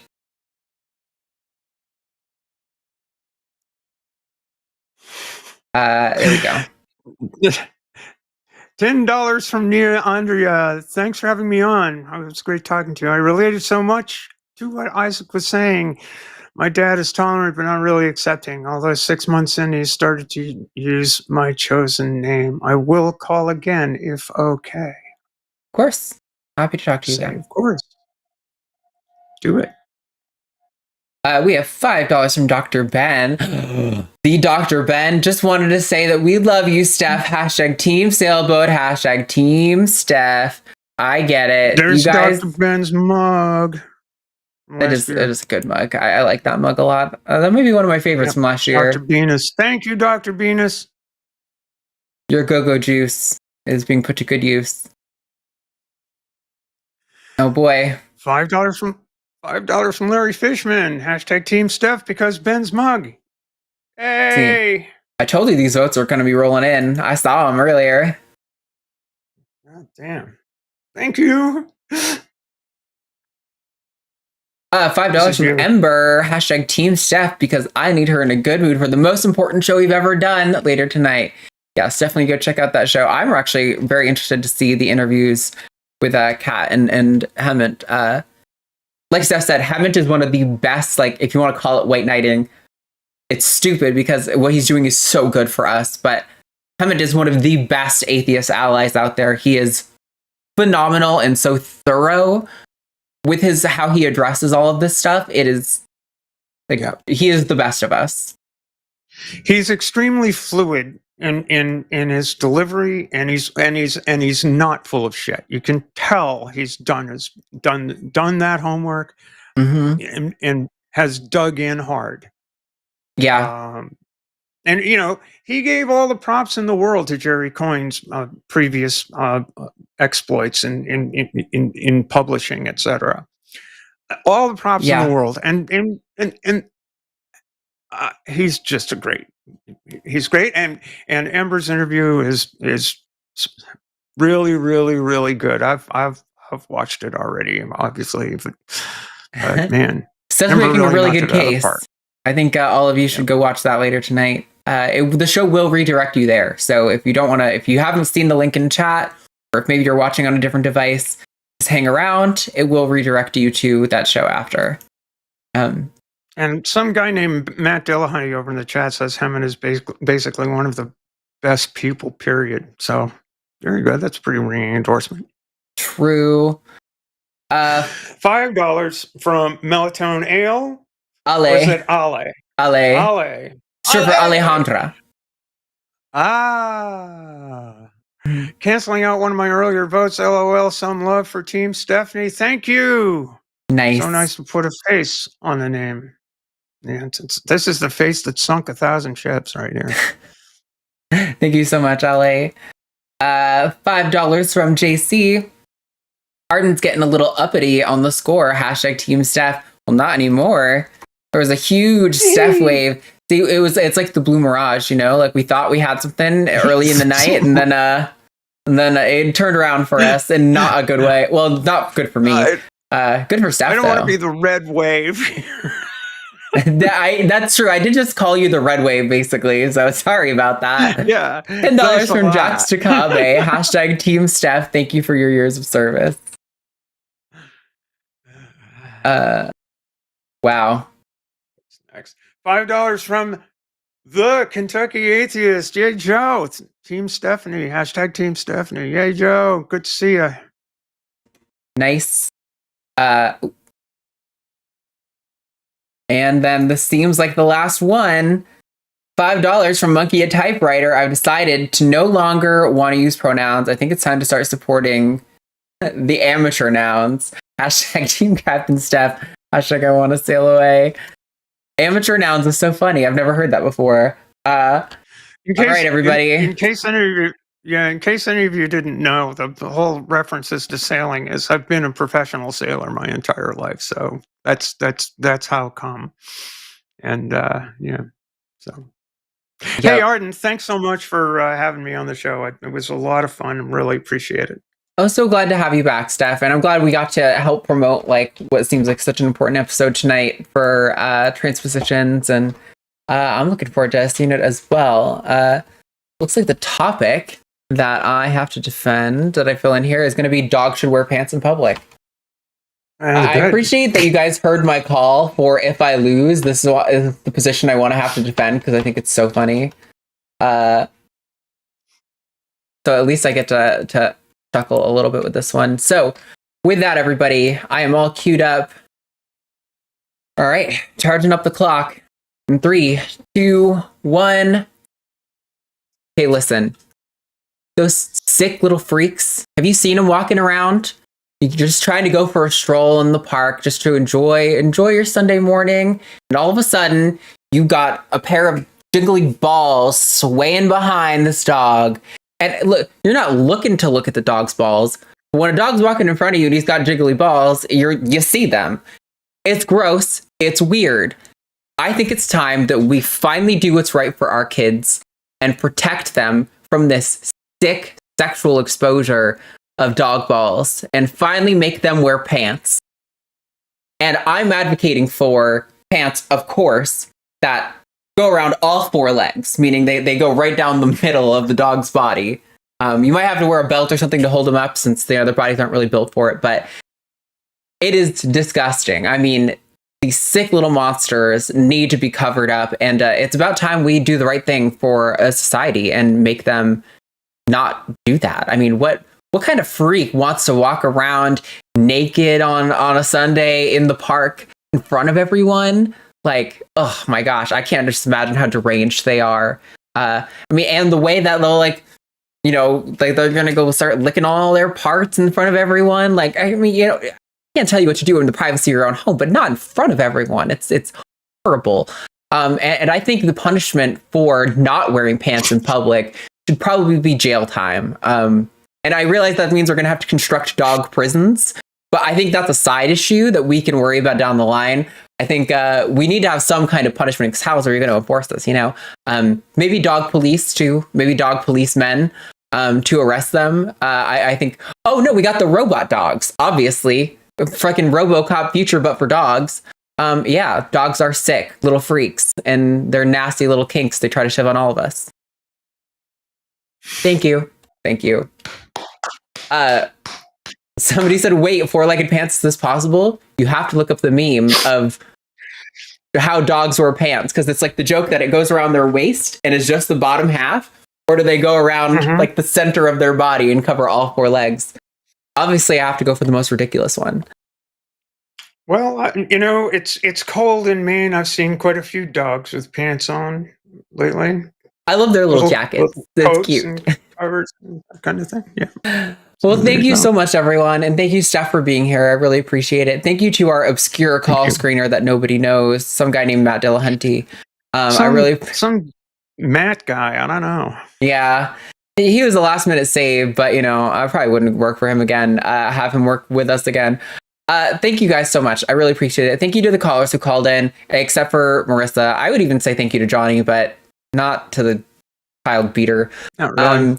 Thank you guys so much. We really appreciate it. And I wish you the best of luck we'll be back next week. We haven't have the schedule sorted out, so I can't tell you who's going to be here, but it's going to be someone. Somebody will. Yeah. If you would like to support us on the line and everything we do here on Transatlantic or any of our other shows, you can go to patreon.com/calltheline. Or wait, I just had a brain fart. Is it patreon.com/calltheline or patreon.com/Q&A line? I think it's call the line. /call the line. I think it's called the line. It's called the line. It's called the line, guys. Go to call the line. That's how we keep our lights on. That's how we keep all these shows produced. That's how you pay my bills. And you want to pay my bills. So anyway,